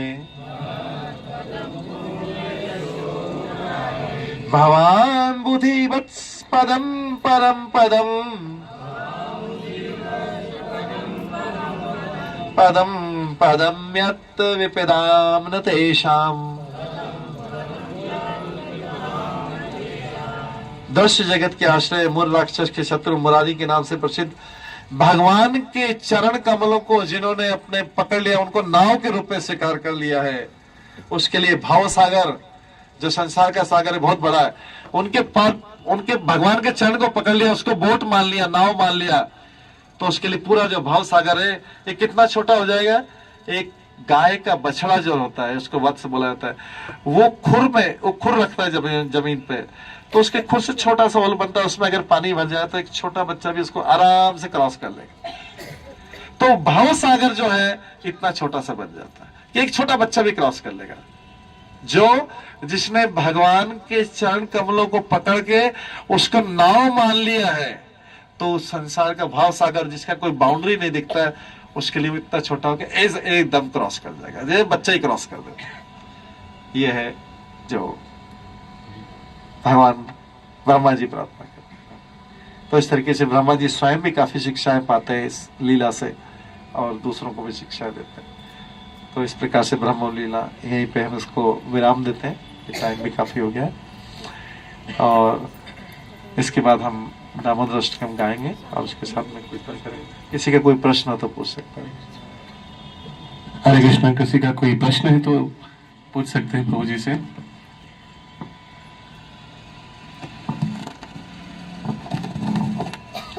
सबको सब समझ में आ गया है प्रभु जी? तो ब्रह्मा जी भी जो गलती किया था उसके वजह से तो सबने भगवान को पाया, इतना क्लोजली पाया। नहीं, भगवान ही सबको विस्तार किए थे, भगवान तो उनके क्लोज थे भक्त के। अब तो भगवान जो है ये भगवान की ब्रह्मा के कारण लीला थी, भगवान ये इच्छा पूरी करना चाह रहे थे, उन माताओं, उन गोपियों की और उन गायों की इच्छा पूरी करना चाह रहे। तो ये भगवान किसी और तरीके से इच्छा पूरी कर सकते थे। जो ग्वाल बाल थे वो तो भगवान के भक्त थे, सखा भक्त थे, उनसे तो बिछुड़े, उनसे भगवान का बिछो हुआ उतने समय के लिए, 1 साल तक के लिए। 1 साल गेम्स में चला गया, कंटिन्यू किया था ना उन लोग, वो अदृश्य रूप में थे, ग्वाल बाल जो अदृश्य रूप में थे। हाँ, इस कथा का कंक्लूजन करता हूं कि जब जो है विछो कैसे हुआ, जब ये सारा हो गया तो मायावी तो चले गए, उसके तो भगवान ने परवानी की, इधर से भगवान ने सारे रूप में विस्तार कर लिया। तो जो अदृश्य ग्वाल बाल का पूरा सर्कल बैठा था वो दृश्य हो गया उसी समय, अदृश्य था दृश्य हो गया और भगवान वापस लौटे। तो ग्वाल बाल क्या बोलते हैं भगवान से, इधर 1 साल बीत गया था, ग्वाल बाल क्या बोलते हैं, भगवान इतनी जल्दी बछड़ों को छोड़, बहुत जल्दी आ गया, बछड़े मिल गए क्या? बोले कि हाँ मिल गए, बछड़े मिल गए करते, और वापस उनके साथ में खाने के लिए बैठ गए। मतलब उनको 1 साल जो पता ही नहीं लगा, वो बोले बहुत जल्दी ढूंढ के आ गए वापस, क्योंकि भगवान के हाथ अभी ऐसे ही थे, इसी में सारी लीलाएं कर दी उन्होंने। कर्ड राइस था और अचार था, इधर पिकल था, ऐसे आए और ऐसे कैसे आ रहे। तो ग्वाल वालों का आश्चर्य कि इतनी जल्दी आप आगे ढूंढ के आ गए, मैं बोले मिल गए, चलो खाते हैं, फिर से स्टार्ट कर दिया। तो एक क्षण के लिए उनका जो विरह हुआ, वो ग्वाल बाल तो उनसे प्रेम करते थे, वो वर्मा जी के कारण। वो एक एडिशनल लीला थी कि भगवान ने उनको भी दिया, बट इधर तो विरह। तो भगवान को उनके भक्तों से इस तरह से विरह का जो एक अपराध होता है बहुत बड़ा, भगवान को। हाँ, ब्रह्मा जी ने भगवान क्षमा मांगी, भगवान ने क्षमा नहीं किया, भगवान ने कहा ठीक है जाओ, ऐसी गलती मत करना, चलेगा। लेकिन ब्रह्मा जी, वो जैसा इसमें लिखा है कि वो पशु योनि में दे दे, मेरे को कुछ भी कर दे। तो ब्रह्मा जी ने भगवान से उस प्रार्थना में, इसमें भागवतम में डिटेल में नहीं, लेकिन शायद गर्ग संहिता दूसरी जगह कि मेरे को ऐसी योनि दो ना, ऐसी जगह जन्म लेना कि जहाँ पे एकदम मैं पतित रूप में हूँ, और कभी ऐसा मेरे मन में नहीं आए, सोचने में भी नहीं आया कि मैं ऐसा अपराध करूं। मैं चाहता हूं कि मैं जैसे, तो कोई ब्रह्मा जी कलयुग में हरिदास ठाकुर के रूप में आए थे। कलयुग में वही ब्रह्मा जी हरिदास यमन परिवार में एकदम निम्न कुल में जन्म लिया, और निम्न कुल में उनको जगन्नाथ मंदिर में भी प्रवेश नहीं मिलता था, और इस प्रकार से हमेशा रहे। और भगवान जो प्रसाद ला के रहते थे, वो कभी, उन्होंने हमेशा अपने को दीन एकदम हीन माना। इस तरीके से करके उन्होंने जो है ये अपने अपराधों का क्षमा। और दूसरा, एक और द्वापर युग में वो ब्रह्मा जी ने बोला कि मेरे को ऐसा करो कि मेरे भक्त लोग मेरे सिर पे अपने चरण कमलों को रखे, तब जाके मेरा ये अपराध क्षमा होगा। उनको अपने अपराध की गलती होती। तो एक और द्वापर युग में वही ब्रह्मा जी जो है बरसाना में जो 4 पर्वत है, 4 शिखर है, वो उनके सिर माने जाते हैं, वो पर्वत बन के आए थे, जिसपे सारे भक्त लोग उन पे अपने चरणों की धूली रखते हैं। ये 4 पर्वत के शिखर हैं, मानगढ़, भानगढ़, विलासगढ़ और दानगढ़, भानगढ़, मानगढ़ और विलासगढ़। इस पे शिखर है, ये इस पे भगवान और उनके भक्त लीलाएं करते हैं।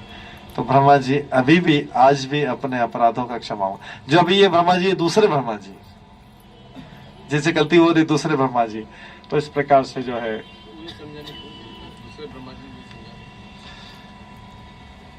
जैसे, हाँ दूसरे कल्प, क्योंकि दोनों तो द्वापर में ही हुआ था।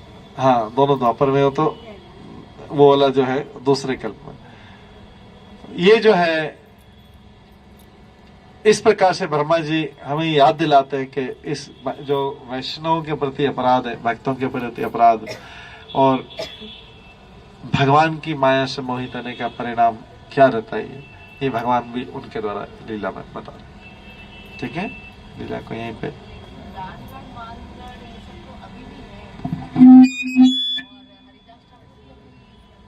हाँ हरिदास ठाकुर। हाँ, ये जो लीला है, ये ब्रह्मा जी की लीला, ये नॉट नेसेसरी कि इस ब्रह्मा जी की इस युग की हो, भागवत में जो आई। हाँ, हरिदास ठाकुर, ये जिस ब्रह्मा जी से ये अपराध हुआ, ये दूसरे ब्रह्मा जी से अपराध हुआ, जो भी पनिशमेंट लेना दूसरे ब्रह्मा। तो ब्रह्मा जी तो, क्योंकि नाम तो सेम है लेकिन पर्सन अलग अलग करता है, एक ब्रह्मा जी जो दंड पा रहे। तो इस प्रकार से ये भगवान की जो लीला है, इस लीला के द्वारा शिक्षा भी मिलती है, और भगवान सबके मन को अपनी तरफ आकर्षित करते हैं। तो ये आप जो स्तुतियों के बारे में, हरे कृष्ण। मुझे अब जो स्तुतियों के बारे में बता रहे थे, तो वो 108 स्तुतियों में 108 ये हमारी तरफ से काउंटिंग है, मतलब तो अधिकांश जो स्तुति हम जो जानते हैं, तो स्तुति के बाद में स्तुति तो ग्लोरिफिकेशन है, बट उसके साथ कुछ तो अटैच रहता है, एप्लीकेशन। शिक्षा है। हाँ। नहीं, एप्लीकेशन, हाँ। मांगे। हाँ। पहले तो स्तुति करते हैं, ग्लोरीफाई करते हैं, बट लास्ट में हे प्रभु आप आइए बचाइए इनसे। हाँ। हाँ। लास्ट में हाँ। सो देवी देवता लोग भी जो स्तुति किया भगवान को, हाँ। कभी कभी लगता है कि भौतिक है, हाँ। लेकिन पहले तो ग्लोरीफाई किया, लास्ट में अपने एप्लीकेशन देके ये रावण बहुत परेशान कर रहे हैं, ये हिरण्यकशिपु बहुत परेशान करे, प्रभु प्लीज आइए। तो क्या इसको हम लोग भौतिक स्तुतियों में, ये भौतिक स्तुति नहीं है, आध्यात्मिक स्तुति। हमारी इच्छा भौतिक हो सकती है, स्तुति तो आध्यात्मिक है।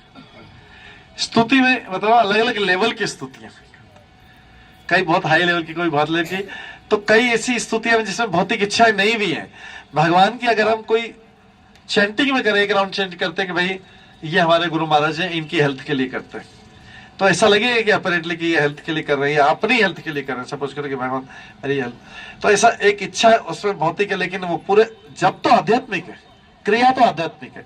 सारी स्तुतियां जो भागवत में दी सब आध्यात्मिक स्तुतियां, किसी में भौतिक इच्छा कुछ हो सकती है, किसी में, लेकिन कई भौतिक इच्छाओं से रहित भी है, एकदम है सब आध्यात्मिक।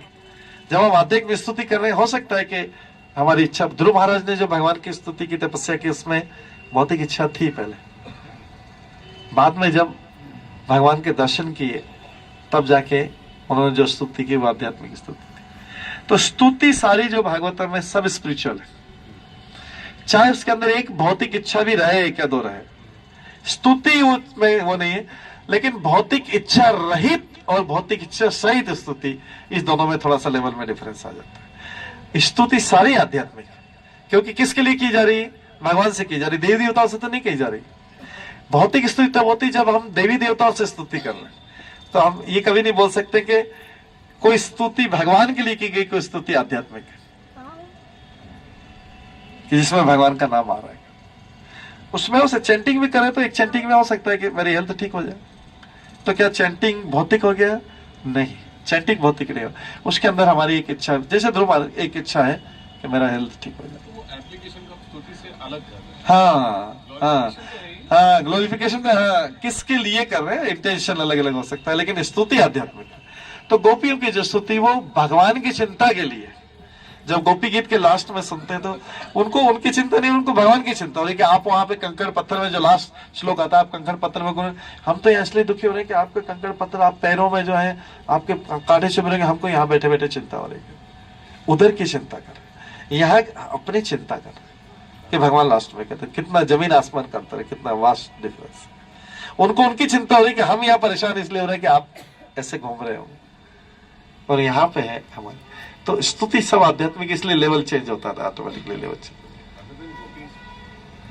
ब्रह्मा जी की भी स्तुति ऐसी, ब्रह्मा जी ने भी बोला कि मेरे को किसी भी जन्म में दे दो इस अपराध के कारण कर। अभी ब्रह्मा जी का जो श्लोक हमने पढ़ा था, मेरे को पशु योनि में भी दे दो, बस आपकी भक्ति मांगना, तो आध्यात्मिक स्तुति एकदम। चैतन्य महाप्रभु तो यही बोल रहे, मामन जन्मनीश्वर है, बहुताद भक्ति रहे। आध्यात्मिक चीज से माना पूरा आध्यात्मिक को, और वो आध्यात्मिक से भी ऊपर है। वो बोल रहे हैं हमको तो आप, हम आध्यात्मिक है नहीं, हमको तो आपकी चिंता हो रही है, इसलिए वो हाईएस्ट लेवल। ठीक है, हरे कृष्ण। भगवान क्यों मोहित कर रहे हैं? क्योंकि ब्रह्मा जी तो भार दिया अपना सृष्टि का सर्जन करने का, और उनके पुत्र हैं, हाँ। फिर उनको क्यों मोहित कर रहे हैं भगवान? भगवान हम सबको शिक्षा देना चाहते हैं, आगे वाले जीव को ब्रह्मा जी के द्वारा शिक्षा देना चाहिए। अब आने से पहले बताया था कि सबसे हाईएस्ट लेवल के जो लोगों उनको चुना जाता है, कि ये ब्रह्मा जी और शिव जी को भी चुना था, ये लोगों भी मेरी माया से प्रभावित हो सकते हैं। तो आप लोगों को कभी अभिमान नहीं होना चाहिए कि माया से, ये लोग भी ब्रह्मा, इससे बड़ा इस मटेरियल वर्ल्ड में कोई नहीं, ये लोग भी। चैतन्य महाप्रभु को एग्जांपल दिया कि चैतन्य महाप्रभु ने जगह महंगाई का उद्धार क्यों किया? क्योंकि सबसे नीचे है, वो एग्जांपल सेट हो गया, तो इसका मतलब कोई उससे नीचे गिरा हुआ कोई नहीं है, तो इसका मतलब सबका उद्धार हो सकता है। ऐसे ये माया से प्रभावित है तो कोई भी हो सकता है, भगवान की माया, भगवान इस सबसे ऊपर है। तो भगवान ने ब्रह्मा जी को चुना, या ब्रह्मा जी मोहित हो गए? भगवान ने ब्रह्मा जी को चुना मोहित करने के लिए, भगवान ने चुना। भगवान की इच्छा से ही जो है ब्रह्मा जी के मन में ऐसी इच्छा हुई, भगवान की इच्छा से ब्रह्मा जी के मन में। जैसे आपने कहा कि तो हम लोगों को कैसे पता चलेगा कि हम लोग किस भाव में हम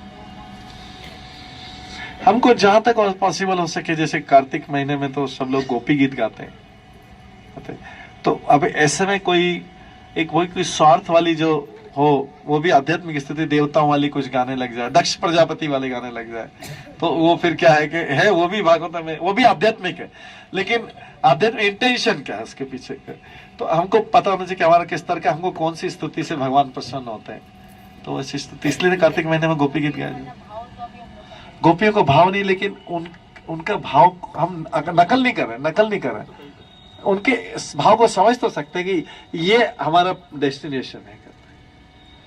ऐसे ही और ब्रह्मा जी की स्तुति बहुत अच्छी है, ये भी तो हमने देखा अभी इसमें कुछ। गोपियों की जो स्तुति है ये क्या कार्तिक में? हाँ, गाई जाती, गोपी गीत गाया जाता है। नहीं, लेकिन हुआ था क्या कार्तिक गोपी गीत का जो ये रासलीला का भाषण, रासलीला के अंत में हुआ था, रासलीला हुई थी, उसी का पार्ट है ये। अंतिम दिन, कार्तिक के अंतिम दिन में वो रास वाला, हाँ, वो रास, उसके बाद हुआ था। हाँ, वही उनके लिए दिन तो वहां पे आध्यात्मिक काउंटिंग होती है, बट ये उसी का रासलीला का हिस्सा है, क्योंकि इसके बाद गोपी गीत बीच में हुआ, फिर तो रासलीला शुरू हुई थी, फिर गोपी गीत हुआ, फिर रासलीला शुरू हो गई थी, कंटिन्यू हो गई थी फिर से कर, तो इसलिए इसमें याद। तो वो शरद रास जो पहला रास है और जो लास्ट वाला रास पूर्णिमा, दोनों में अंतर क्या है? एक्चुअली वास्तव में भागवत में तो शरद रास का ही वर्णन है, जो प्रारंभ में जो पहली हुई थी करते हैं, इसको रास पूर्णिमा वो बोलते हैं, इसका वर्णन तो नहीं, लेकिन भगवान की रासलीला कई हुई थी, शरद रास, वसंत रास, ग्रीष्म रात, वर्षा ऋतु में रास हुआ, अलग अलग जगह पे, राधा कुंड के इधर, गोवर्धन के इधर हुआ, ये जो हमारा वृंदावन उसमें हुआ, हाँ चंद्र, ऐसे भगवान की रासलीला कहीं भी हुई, तो ठीक भी हो सकता है, क्योंकि भगवान की रासलीला का ये इसमें चल रही थी महीने में। ठीक है, हरे कृष्णा। सभी भक्तों का बहुत बहुत धन्यवाद। सब भक्तों के लिए एक बार हरे कृष्ण महामंत्र का जप करते हैं। हरे कृष्णा कृष्णा कृष्णा हरे हरे, हरे राम राम राम हरे हरे। श्रीमद् भागवतम महापुराण की जय, श्री ब्रह्म विमोहन लीला की जय, श्री प्रभुपाद की जय, कार्तिक मास की जय, दामोदर अष्टकम की जय। हरे कृष्ण। हरे कृष्णा। तो भगवान का भी धन्यवाद करते हुए हम लोग एक बार प्रभु को लिए एक बार हरे कृष्ण महामंत्र बोलेंगे। सब लोग ऐसे जोर से बोलिए, Hare Krishna Krishna Krishna Hare Hare, Hare Rama Ram Ram Hare Hare. Hare Krishna. Thank you. 9th shloka से स्टार्ट करते हैं, हालांकि इसके सारे श्लोक महत्वपूर्ण है। चैप्टर 31 9th श्लोक। तो कैसे मैं गाऊंगा, मेरी जो भी थोड़ी बहुत ट्यून है उसमें क्या, उसके बाद इसका करेंगे।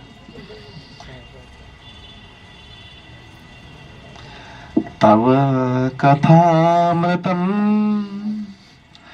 तप्त जीवनम् कविभिरीडितम् कल्मषापहम् श्रवणमङ्गलम् श्रीमदाततम् भुवि गृह्णन्ति ये भूरिता जना।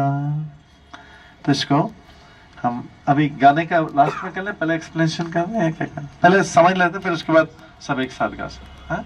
समझने के बाद गाएंगे। तो बहुत इंपॉर्टेंट श्लोक है ये गोपी गीत का, इसको सबसे इंपॉर्टेंट श्लोक माना जाता है गोपी गीत।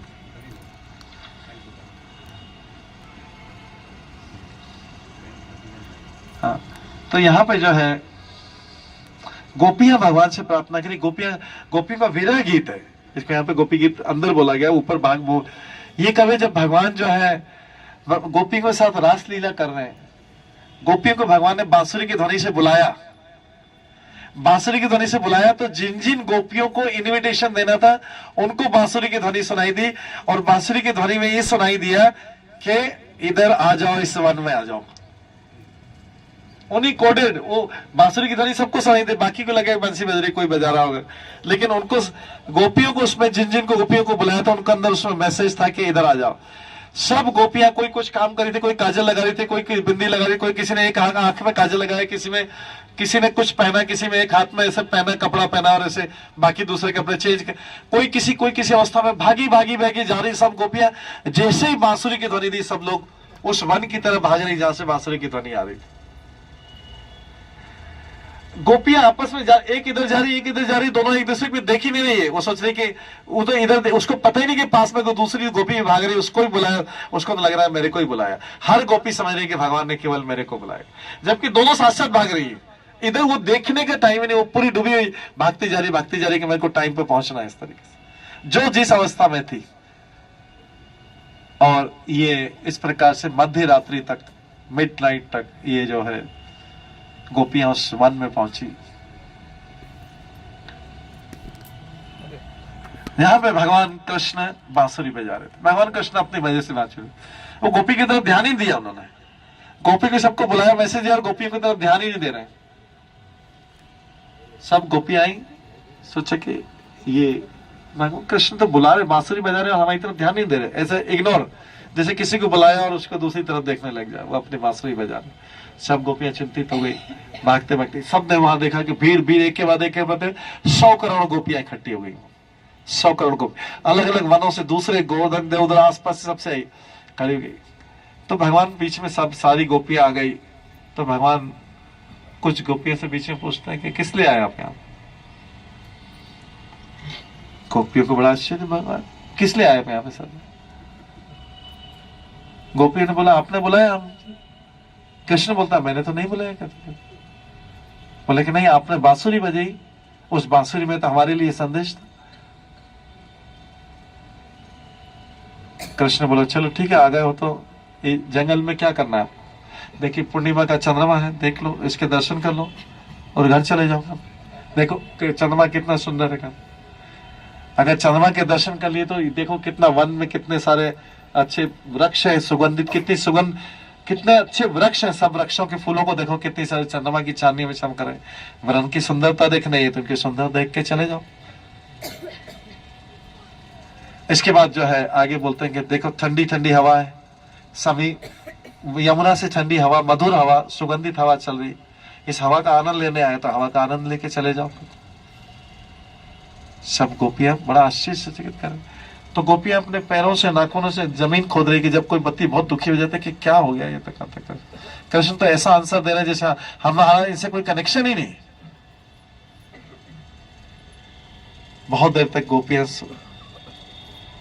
सोचते रही, कई गोपियां रोने लगी, कई गोपियां कैसे भगवान कैसा निष्ठुर व्यवहार कर रहे हैं हमसे, यहाँ पे बुला के फिर हमको कुछ रिप्लाई नहीं दे रहे, कुछ भी नहीं कर रहे, वैसे बन गए जैसे हम इनको जानते ही नहीं होगा। तो कृष्ण बोलते कि भाई, कृष्ण समझाए कि आपने सब देख लिया, जाओ अपने घर चले जाओ, जहाँ पे तुम्हारे माता पिता इंतजार कर रहे होंगे, जो अविवाहित है, जो विवाहित है, उनके पति और बच्चे इंतजार कर रहे होंगे। जाओ अर्धरात्रि में, या जंगल में भयानक पशु हैं, इतने सारे पशु हैं, कहीं कोई पशु आ गया, कोई खा गया, जाओ अपने अपने घर जाओ और जाके अपने घर में अपने पतियों की सेवा करो। ये तो पत्नी का कर्तव्य है कि अर्धरात्रि में से बाहर निकले और अपने पतियों को छोड़ के, बच्चों को छोड़ के आगे जाओ, उनकी सेवा करो, उनमें मन लगाओ, इधर मत। जब बहुत देर ऐसा बोलते रहे कृष्ण, तो अभी गोपियों को क्रोध आया, गुस्सा आया। बहुत देर सुना उन्होंने, कहते अभी गोपियां बोलती कि हे कृष्ण, आप ऐसे निष्ठुर और क्रूर क्यों हो गए? इतने क्रूर क्यों हो गए? हमको बुलाने के बाद क्रूर हो गए। ये मैं समरी बता रहा, छोटे में बहुत बड़ा है। और आप हमसे बोलते हैं कि अपने परिवार वालों के पास चले जाओ और वहां पे जाके करो। परिवार वालों को तो हम छोड़ के आए हैं, हम तो आपके इस भरोसे आए थे, क्योंकि हमने तो सुना है कि जो आपकी आप ही शरण में आ जाता है उसको कहीं और जाने की जरूरत नहीं पड़ती, और आप हमको फिर से अपने परिवार की शरण में, इस संसार की शरण में भेज रहे हैं, उसको तो छोड़ के आए हम। तो कृष्ण बोलते हैं क्या बात, छोड़ के आए तो वापिस चले जाओ। बोले कि हमारे पति, हमारे पिता हमें स्वीकार नहीं करेंगे। बोले नहीं, जाओ, अभी स्वीकार कर लेंगे, आप चले जाओ, एक बार ट्राई करो, स्वीकार कर लेंगे। गोपी अनंत बोला के अजीब व्यवहार कर रहे हैं कृष्ण। जब बहुत देर इस तरीके से बहुत वार्तालाप चलते, गोपियां भी जवाब दे रही थी। अभी कृष्ण बहुत ज्यादा, थोड़ी बात पास में कृष्ण गोपियों के उत्तर से हार गए। गोपियों को उत्तर इतना इमोशनल, वो बोलते आंसू जोर जोर से रोने लगी और कहने लगी कि आप हमें छोड़ देंगे तो हमें करो। और आप बोलते हम अपने परिवार वालों में अपना मन लगा ले जाके करते हैं। मन कितने प्रकार के होते हैं? कृष्ण से पूछा, आप बताओ मन कितने होते हैं? कृष्ण बोला, मन तो एक ही होता है। जब मन एक ही होता है और आपने हमारा मन ले लिया तो हम अपने परिवार वालों में मन कैसे लगाएंगे? एक ही मन था, वो आपने ले लिया। अगर आप बोलते हैं कि हमको परिवार में मन लगाना, आप हमारा मन वापस देते, हम अपने परिवार वालों में लगा लेंगे। कृष्ण बोलता है, मेरे पास तो आपका मन नहीं है। लेकिन नहीं, मन आपने हमारा ले लिया है, आपने हमारा मन ले लिया है, वो हमको वापस दे दो। अगर आपको लगता है कि हम आपके प्रेम के योग्य नहीं है। इस प्रकार से बहुत देर प्रार्थना करते करते गोपियां जो है, मैं भगवान ने उनसे प्रसन्न होकर उनकी परीक्षा ले रहे थे कि कितनी, तो सारी की सारी गोपियां हिली नहीं, बोले हम वापस नहीं जाएंगे। भगवान ने बोला, सब दुखी हो गई, रोने लगी। तो भगवान ने बोला, नहीं, मेरा उद्देश्य आप लोगों को कष्ट पहुंचाना नहीं था, मैं तो केवल आपकी परीक्षा ले रहा था कि आप कितने दृढ़ हैं। तो जब सारे जो है, भगवान ने बोला कि ठीक है, अब मैं आपके साथ रासलीला करता हूं। तो रासलीला का उद्देश्य एक था कि अपने जो सब गोपियां भक्त हैं, इन्होंने करोड़ों करोड़ जन्मों तक भगवान की भक्ति की, तब जाके भगवान अपना पर्सनल टच दे रहे हैं उनको। जैसे कोई होता ना कि पूरे जीवन में जाके कि मैं प्रेसिडेंट से जाके मिलूंगा, बहुत ट्राई करता है जाके प्रेसिडेंट से हाथ मिलाने के लिए, अवार्ड उसके लिए उसकी बहुत वैल्यू रहती है कि प्रेसिडेंट से हाथ मिला, देखो सबको फोटो बिताता है। यहाँ पे फोटो का नहीं, लेकिन सबकी इच्छा कि भगवान कृष्ण एक बार अपना सहयोग दे, इसलिए तपस्या की। तो सारी गोपी के साथ भगवान ने रासलीला आरंभ की। मैं शॉर्ट में बता रहा हूँ सारी चीज। रासलीला आरंभ करने के बाद में भगवान ने इस तरीके से थे कि हर गोपी के आसपास कृष्ण थे, ऐसा घेरा बनाया था। हर गोपी के आसपास कृष्ण थे और हर कृष्ण के आसपास गोपियां थी, ऐसा करके पूरा घेरा बनाया। और बहुत जोर जोर से जो है गोपियां गीत गाने लगी और सब आकाश में सब जो है देवता था, ऊपर से मृदंग बज रहे थे, मृदंग करताल और म्यूजिक सब ऊपर से सारे लोग बजा रहे थे। और वो इस तरीके से पूरे ब्रह्मांड में जो है इसकी ध्वनि गूंज रही थी और जोर जोर से गीत गा रहे थे। सब गोपियां जोर जोर से गीत गा रही थी और उसके साथ डांस कर रहे थे। इस तरीके से ये जब चला तो बीच में हर गोपी को यही लग रहा था कि भगवान कृष्ण खाली मेरे साथ, कोई गोपी दूसरी साइड में देखती नहीं थी, क्योंकि भगवान में इतनी मग्न थी कि वो साइड में देखती नहीं, तो उसे को पता ही नहीं कि दूसरी गोपियां भी थी। तो कुछ उसमें गोपियों को धीरे धीरे अभिमान आया कि देखो मैं कितनी सुंदर हूं, मैं कितनी गुणवान हूं कि भगवान एक्सक्लूसिवली मेरे लिए, खाली मेरे लिए मेरे साथ डांस कर रहा। तो भगवान ने देखा कि ऐसी सब गोपियों को अभिमान आया। ये थोड़ी देर लीला का पार्ट था, गोपियों को भौतिक गर्व नहीं आता। तो भगवान ने सोचा कि इनको थोड़ा सा, तो गोपियां क्या करी कि भगवान के कंधे पे झुकने लगी इस तरीके से। जैसे होता है ना, कोई किसी को प्रेम करता तो अच्छा मेरे कंधे, मेरे को संभाल लो ऐसे। तो भगवान के ऊपर ऐसे थकने लगी, इतना डांस करते करते करते करते करते करते सब पसीने थकने लगे। तो भगवान का सहारा लेने लगी सब, कि ऐसे भगवान कोई भौतिक व्यक्ति है, जैसे कोई भौतिक व्यक्ति के सहारा ले, उससे बहुत प्रेम करता था, ऐसा पूरा उस पर करे तो वो व्यक्ति संभाल भी लेता है। लेकिन यहाँ तो भगवान है। भगवान ने सोचा कि इनको अभिमान हो रहा है, ये मेरे को एक साधारण व्यक्ति समझ रही है मेरे प्रेम के कारण। भगवान उसी समय जब सब डांस चल रहा था, भगवान तुरंत अंतर ध्यान हो गए। राधा रानी और कृष्ण बीच में थे और जो है बाकी सब गोपियां आसपास थी। भगवान तुरंत रासलीला से अंतर ध्यान हो गए। सब गोपियां देख लेंगे आसपास, कहां गए कृष्ण, कहां गए? अभी कृष्ण नहीं, अरे कृष्ण, अरे सब जो गोपियां जोर जोर से चिल्ला रही, उन्होंने कहां गए सबसे पूछा। उनको तब पता लगा कि सारी गोपियों के साथ भी सबकी हालत एक जैसी हो गई। अच्छा, उसके साथ भी, तुम्हारे साथ भी कृष्ण कहाँ चले गए, कहाँ चले गए? फिर उनको अपनी गलती का एहसास हो कि हमको अपना अभिमान हो गया था, हम कृष्ण के सारे थे। हमने सोचा कि कृष्ण हमारी थकान करने के लिए हम उनका सपोर्ट ले लेंगे, और इस तरीके से करके वो सारी जो है गोपियों का वो। उसके बाद देखें कि उन्हें राधा और कृष्ण भी बीच में नहीं है, राधा कृष्ण बीच में नहीं, तो फिर राधा रानी को लेके कृष्ण अलग चले गए। सारी गोपियां धीरे धीरे जब मिले तो विलाप करने लगी, विरह करने लगी, जोर जोर से रोने लगी। सारा जंगल, वृंदावन, सब जगह घूमने लगी। बहुत बड़ा वर्णन है, वो बहुत अच्छा वर्णन है। वृक्षों से पूछती, लताओं से पूछती, इससे पृथ्वी से पूछती, यमुना नदी से पूछती कि कृष्ण कहाँ है, कृष्ण कहाँ है, कृष्ण कहाँ है, कृष्ण कहाँ है। वो पूरा कृष्ण के प्रेम में पागल थी, उनको पता ही नहीं कि कोई जवाब देंगे। हिरण जा रहे थे, हिरण से पूछती तुमने कृष्ण को देखा क्या। तुलसी से पूछते कि तुमने कृष्ण को देखा क्या। इससे पूछते, उसने पूछते कृष्ण को देखा क्या तुमने। पूरी पागल वाली पूरी रात भर उस अवस्था में थी। उन्होंने सोचा कि कृष्ण जरूर राधा रानी के साथ चले गए। कृष्ण राधा रानी के साथ गए थे तो लेकिन एक जगह आगे जाके राधा रानी को भी थोड़ा अभिमान हो गया। कृष्ण जाते, राधा रानी ने बोला कि मेरे को थक गई हूं मैं, मेरे को उठा लो।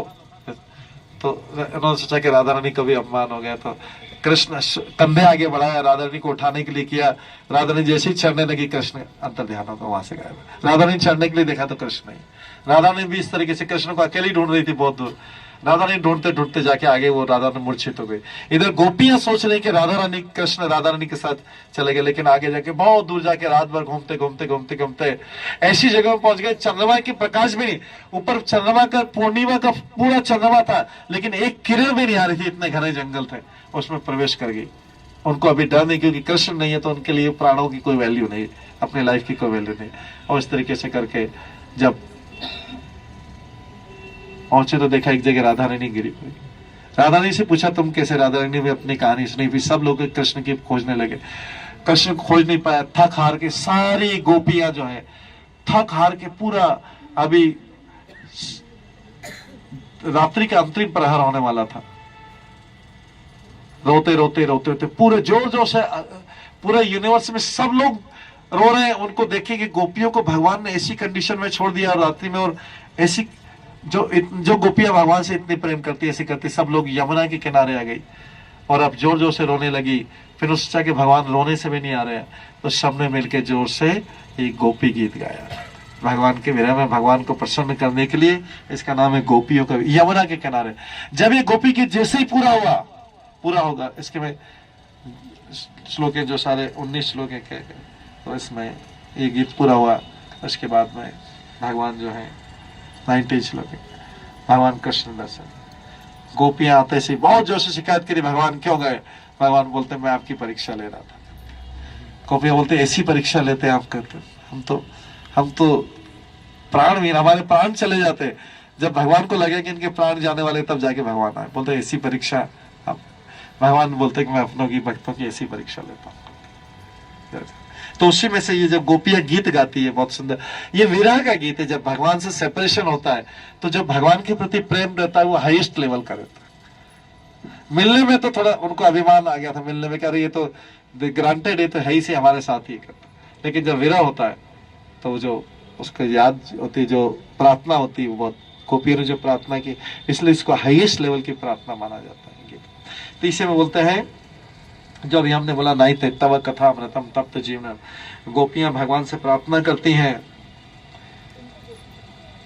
कि आपके शब्दों का अमृत, इसको ध्यान से सुनेंगे, आपके क्या है, तव कथा अमृतम, आपकी कथाओं का अमृत, तव कथा अमृतम तप्त जीवनम, आपकी कथाओं का अमृत। और आपकी मतलब कथाओं का अमृत, आपकी लीलाओं का वर्णन, जैसे अभी हमने भगवान की लीला सुनी।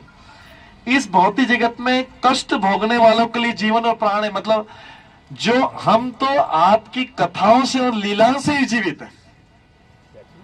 अगर ये नहीं होता तो हम प्राण विहीन हो जाएंगे। जब आप रहते हैं तो हम दर्शन कर लेते हैं, लेकिन आपके बिना हम केवल आपकी कथा और आपकी लीलाएं सुनते रहते हैं। यही हमको जीवन देने वाला है, यही हमें प्राण देने वाला है। विद्वान मुनियों द्वारा प्रसारित ये कथाएं मनुष्य के पापों को समूल नष्ट कर देती है, सुनने वालों को सौभाग्य प्रदान करती है। ये विद्वान मुनि मतलब सब प्रचारकों को, सब जो प्रीचर है, उनकी प्रशंसा की जा रही है कि जो विद्वान मुनि है, प्रसारित कथाएं ये सब जीवों के पापों को समूल नष्ट करने वाली। तो जिन भक्तों के लिए कथाएं ये प्राण है, भगवान की कथा लीला ये प्राण है, इसके सारे गोपियां बोल रही हम भी जीते हैं, जब आप नहीं रहते तो हम भी इसके सारे जीत रहते। ये कथाएं जगत भर में विस्तीर्ण है, पूरे जगत में प्रकाशित है और आध्यात्मिक शक्ति से उत्पन्न। इन सब कथाओं में आपकी आध्यात्मिक शक्ति है। निश्चय जो लोग भगवान के संदेश का प्रसार करते हैं वे सबसे बड़े दाता है, भूरि दा जना। तो भगवान की कथाओं का जो प्रचार करते हैं इस जगत में, सबसे बड़े दाता है। क्यों सबसे बड़े दाता है? क्योंकि आप किसी को भोजन देंगे, अगर 2 टाइम भोजन नहीं दिया तो उसके प्राण नहीं जाएंगे, वो फिर भी जीवित रहेगा। 3 दिन में पानी नहीं देंगे फिर भी कुछ घंटे जीवित रहेगा साथ। लेकिन गोपियां बोलते ये तो प्राण चले जाएंगे अगर ये नहीं मिलेंगे। तो सबसे बड़ा कल्याण करने वाले, सबसे बड़े दाता कौन है, सबसे बड़े दानी कौन है? जो लोग भगवान के संदेश का प्रसार करते हैं वो सबसे बड़े दानी है। इस प्रकार से गोपियां यहाँ पे अपनी स्थिति को बता रही कि हम किस प्रकार से जीवित हैं। अभी भी हम जो आप नहीं थे, हम इसलिए जीवित थे क्योंकि हम आपका गुणगान कर रहे थे, आपकी कथाओं को गा रहे थे। तो ये जो है गोपियां इस प्रकार का अच्छा। और भी ऐसे श्लोक बहुत सुंदर सुंदर है। तो टाइम तो नहीं, अभी टाइम हो गया आज। और कभी जो है गोपी गीत के ऊपर अलग से एक दिन का 2 दिन का सेमिनार हो सकता है, वो कर लेंगे गोपी गीत। ठीक है, हरे कृष्णा। तो यहाँ पे प्रचारकों को पूरी क्लियरली प्रशंसा श्लोक में गोपियां कर रही है कि जो भगवान की कथाओं का प्रचार करते हैं। गोपियां प्रशंसा करें, भगवान गोपियों की प्रशंसा करते हैं। वो गोपियां जो है ये बोले कि जो आपकी कथा का प्रसार करते हैं वो सबसे बड़े दाता। तो जो लोग प्रचार कर रहे हैं उनके लिए एक बहुत बड़ा एनकरेजमेंट है कि चाहे कोई छोटा प्रचार करे। प्रचार करने के लिए ऐसा नहीं कि माइक की जरूरी है, यही जरूरी कहते हैं। प्रचार करने के लिए कोई किसी को हरे कृष्णा बोलता है, वो भी बदले में हरे कृष्णा बोल देता है, वो भी एक प्रचार है। वो भी एक प्रचार है। प्रचार छोटा से बड़ा हो सकता है। कोई किसी को भक्ति में लाता है, कोई किसी को करता है, कोई मंदिर में दर्शन करता है। प्रभुपाद ने भी बहुत सारी परीक्षाएं दी थी, कृष्ण ने बहुत परीक्षा लिया था। प्रभुपाद ने भी, हाँ, लास्ट में बहुत कुछ भगवान ने बहुत सारी परीक्षा ली थी प्रभुपाद की। ऐसे गोपियों से भी परीक्षा ली भगवान ने, गोपियों से।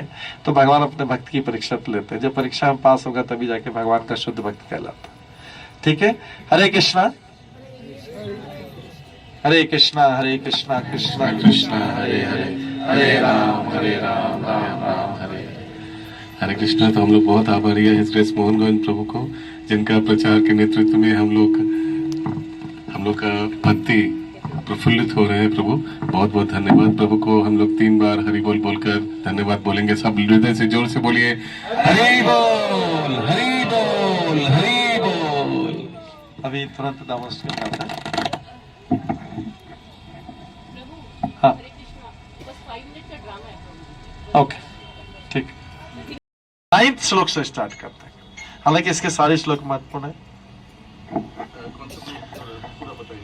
नहीं, चैप्टर 31 9th श्लोक। तो कैसे मैं गाऊंगा, मेरी जो भी थोड़ी बहुत ट्यून है उसमें क्या, उसके बाद इसका करेंगे।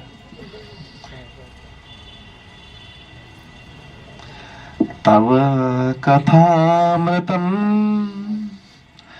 तप्त जीवनम कविभिरीडितम कल्मषापहम शमन मंगलम श्रीमदाततम भुवि गृह्णन्ति ये भूरिता जना। तो इसको हम अभी गाने का लास्ट में कर लें, पहले एक्सप्लेनेशन कर लें, क्या करें? पहले समझ लेते हैं, फिर उसके बाद सब एक साथ गा सकते हैं। समझने के बाद गाएंगे। तो बहुत इंपॉर्टेंट श्लोक है ये गोपी गीत का। इसको सबसे इंपॉर्टेंट श्लोक माना जाता है गोपी गीत।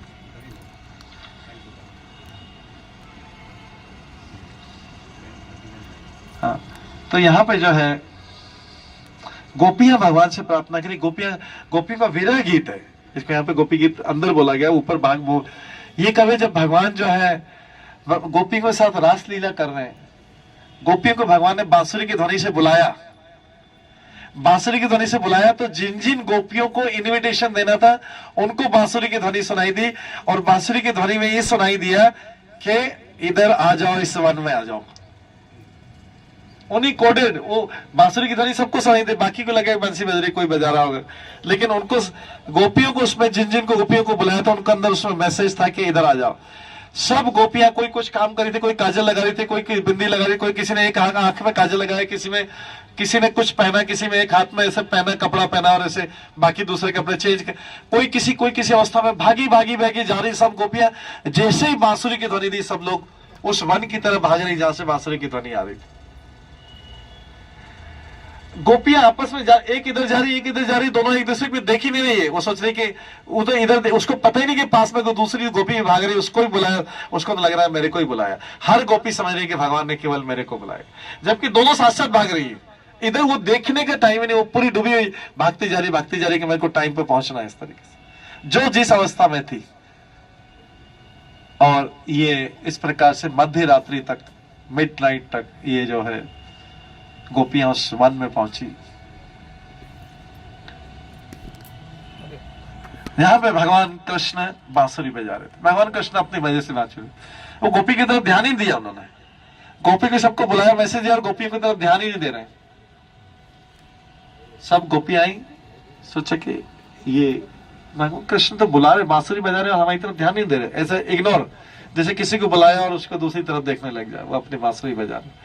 सब गोपियां चिंतित हो गई, भागते भागते सबने वहां देखा कि भीड़ एक के बाद 100 करोड़ गोपियां इकट्ठी हो गई। 100 करोड़ गोपी अलग अलग वनों से, दूसरे गोवर्धन देवदर आसपास सबसे आई, खड़ी हो गई। तो भगवान बीच में सब सारी गोपियां आ गई। तो भगवान कुछ गोपियों से बीच में पूछते हैं कि किस लिए आए आप यहाँ? गोपियों को बड़ा आश्चर्य, भगवान किस लिए आए आप यहाँ पे सर? गोपियों ने बोला आपने बुलाया हम। कृष्ण बोलता मैंने तो नहीं बुलाया। कहते बोले कि नहीं, आपने बांसुरी बजाई, उस बांसुरी में तो हमारे लिए संदेश था। कृष्ण बोला चलो ठीक है, आ गए हो तो जंगल में क्या करना है? देखिए पूर्णिमा का चंद्रमा है, देख लो, इसके दर्शन कर लो और घर चले जाओ। देखो कि चंद्रमा कितना सुंदर है। अगर चंद्रमा के दर्शन कर लिए तो देखो कितना वन में कितने सारे अच्छे वृक्ष है, सुगंधित, कितनी सुगंध, कितने अच्छे वृक्ष हैं। सब वृक्षों के फूलों को देखो कितनी सारी चंद्रमा की चांदनी में चमक रहे। वन की सुंदरता देखने है तो उनकी सुंदर देख के चले जाओ। इसके बाद जो है आगे बोलते हैं कि देखो ठंडी ठंडी हवा है, सभी यमुना से ठंडी हवा, मधुर हवा, सुगंधित हवा चल रही, इस हवा का आनंद लेने आए तो हवा का आनंद लेके चले जाओ। सब गोपियां बड़ा आश्चर्य से चकित कर, तो गोपियां अपने पैरों से नाखूनों से जमीन खोद रही कि जब कोई बत्ती बहुत दुखी हो जाती है कि क्या हो गया ये तक। कृष्ण तो ऐसा आंसर दे रहे जैसा हमारा इनसे कोई कनेक्शन ही नहीं। बहुत देर तक गोपियां सोचते रही, कई गोपियां रोने लगी, कई गोपियां कैसे भगवान कैसा निष्ठुर व्यवहार कर रहे हैं हमसे, यहाँ पे बुला के फिर हमको कुछ रिप्लाई नहीं दे रहे, कुछ भी नहीं कर रहे, वैसे बन गए जैसे हम इनको जानते ही नहीं होकर।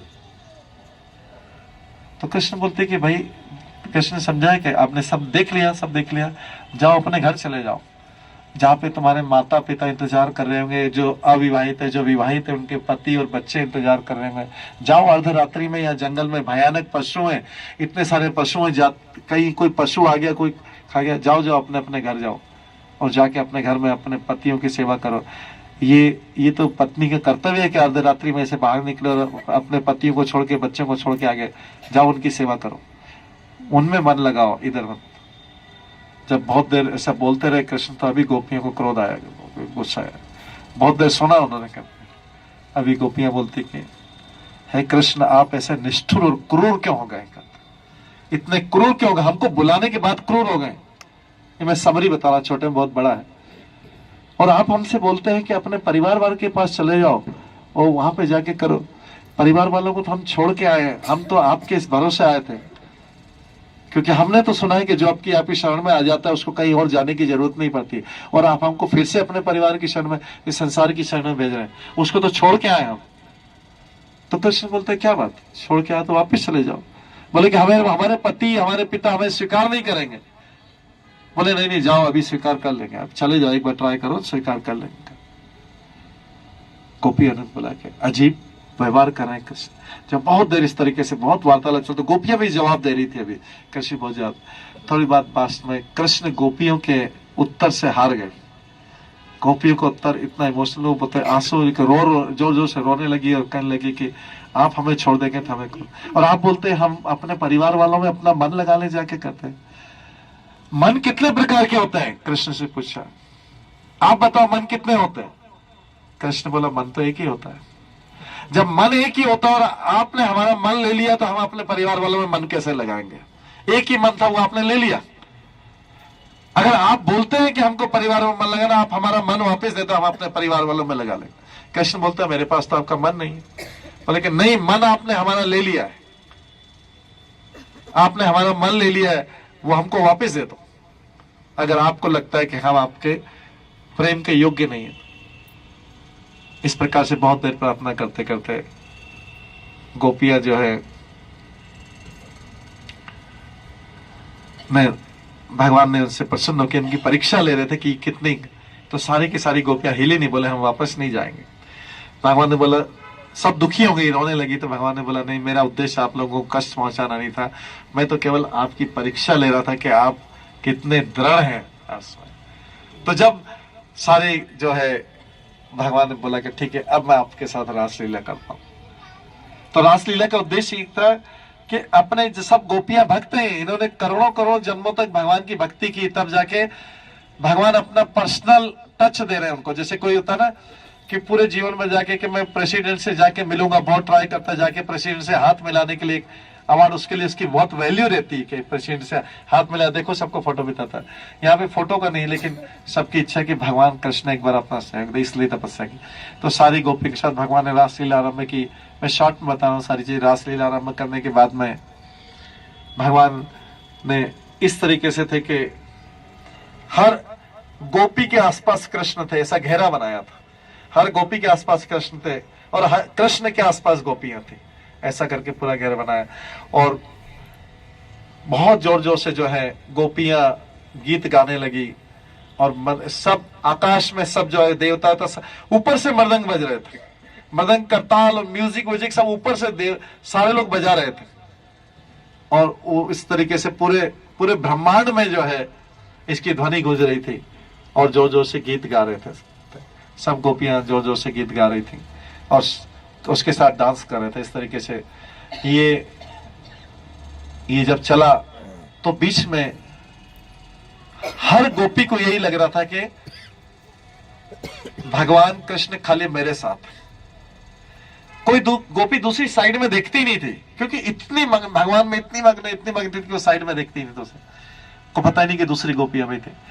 तो कुछ उसमें गोपियों को धीरे धीरे अभिमान आया कि देखो मैं कितनी सुंदर हूं, मैं कितनी गुणवान हूं कि भगवान एक्सक्लूसिवली मेरे लिए, खाली मेरे लिए मेरे साथ डांस कर रहा। तो भगवान ने देखा कि ऐसी सब गोपियों को अभिमान आया।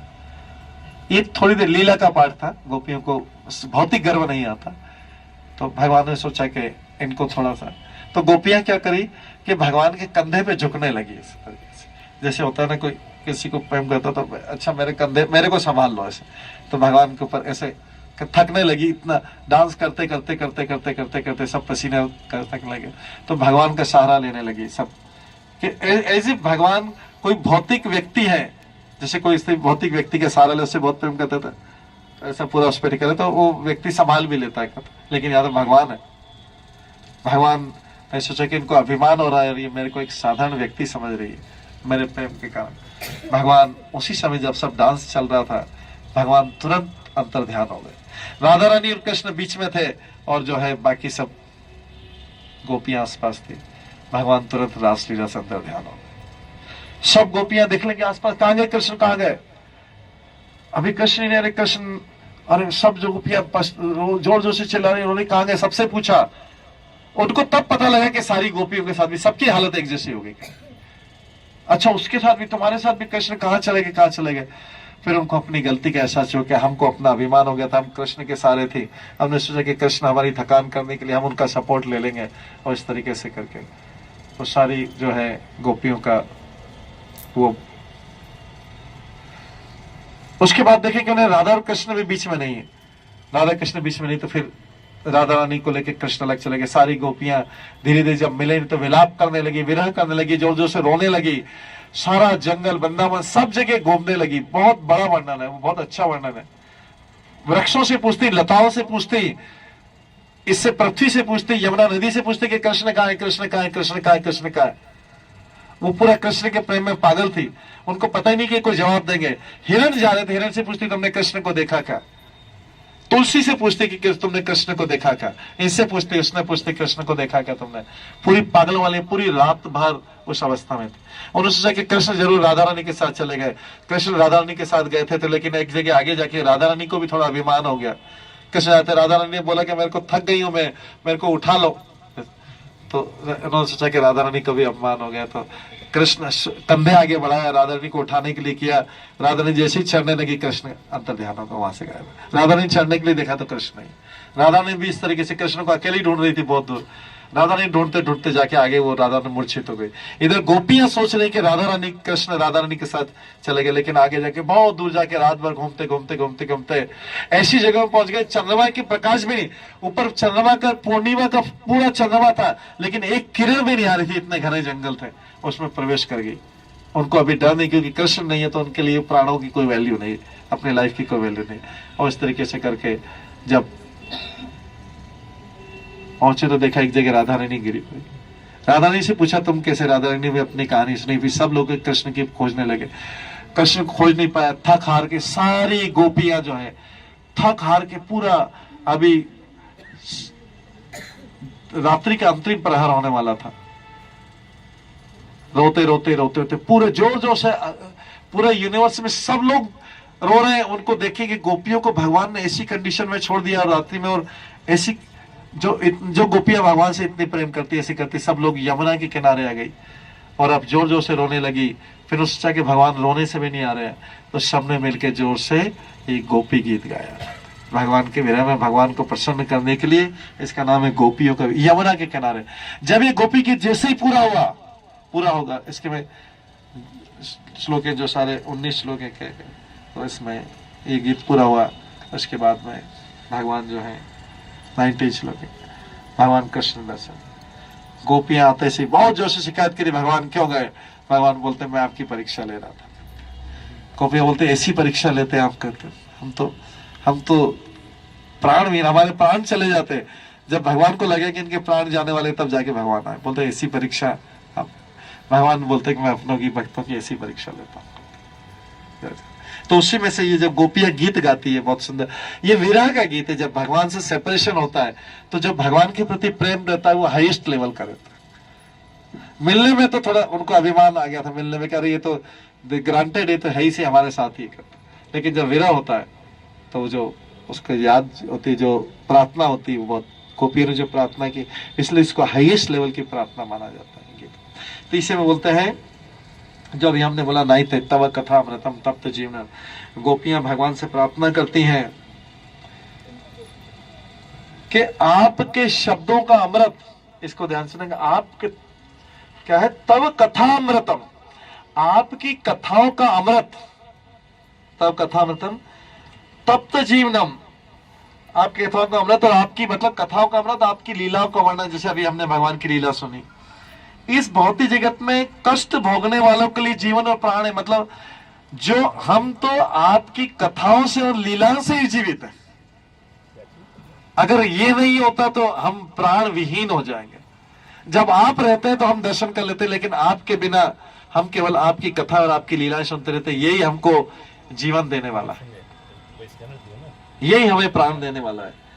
विद्वान मुनियों द्वारा प्रसारित ये कथाएं मनुष्यों के पापों को समूल नष्ट कर देती है, सुनने वालों को सौभाग्य प्रदान करती है। ये विद्वान मुनि मतलब सब प्रचारकों को, सब जो प्रीचर है, उनकी प्रशंसा की जा रही है कि जो विद्वान मुनि है, प्रसारित कथाएं ये सब जीवों के पापों को समूल नष्ट करने वाली। तो जिन भक्तों के लिए कथाएं ये प्राण है, भगवान की कथा लीला ये प्राण है, इसके सारे गोपियां बोल रही हम भी जीते हैं, जब आप नहीं रहते तो हम भी इसके सारे जीत रहते।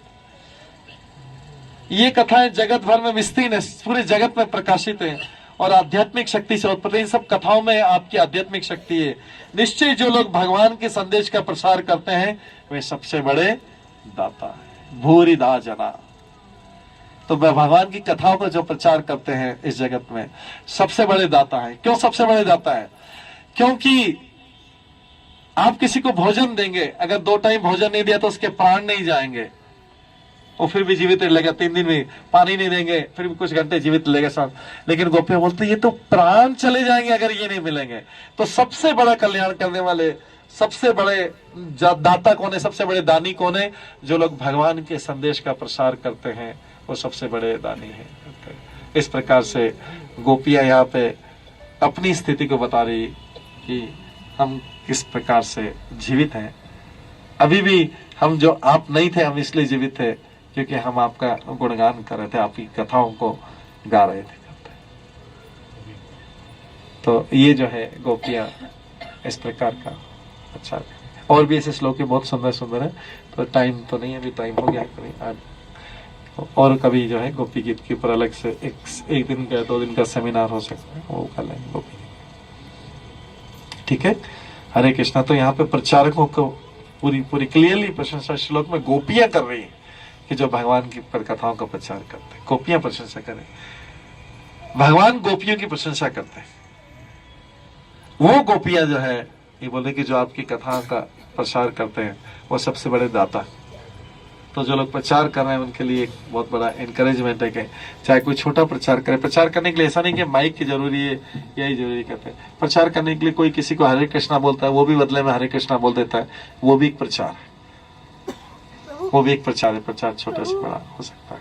कोई किसी को भक्ति विषय में लाता है, कोई किसी को करता है, कोई मंदिर में दर्शन करता है। हरि बोल प्रभु।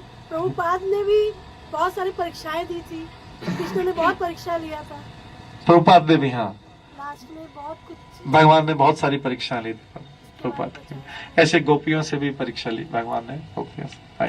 तो भगवान अपने भक्त की परीक्षा तो लेते हैं। जब परीक्षा में पास होगा तभी जाके भगवान का शुद्ध भक्त कहलाता है। ठीक है, हरे कृष्णा हरे कृष्णा कृष्णा कृष्णा हरे हरे, हरे राम राम राम हरे। हरे कृष्णा। तो हम लोग बहुत आभारी है श्रेष्ठ मोहन गोविंद प्रभु को, जिनका प्रचार के नेतृत्व में हम लोग का भक्ति प्रफुल्लित हो रहे हैं। प्रभु बहुत बहुत धन्यवाद। प्रभु को हम लोग 3 बार हरि बोल बोलकर धन्यवाद बोलेंगे। सब हृदय से जोर से बोलिए हरि बोल, हरि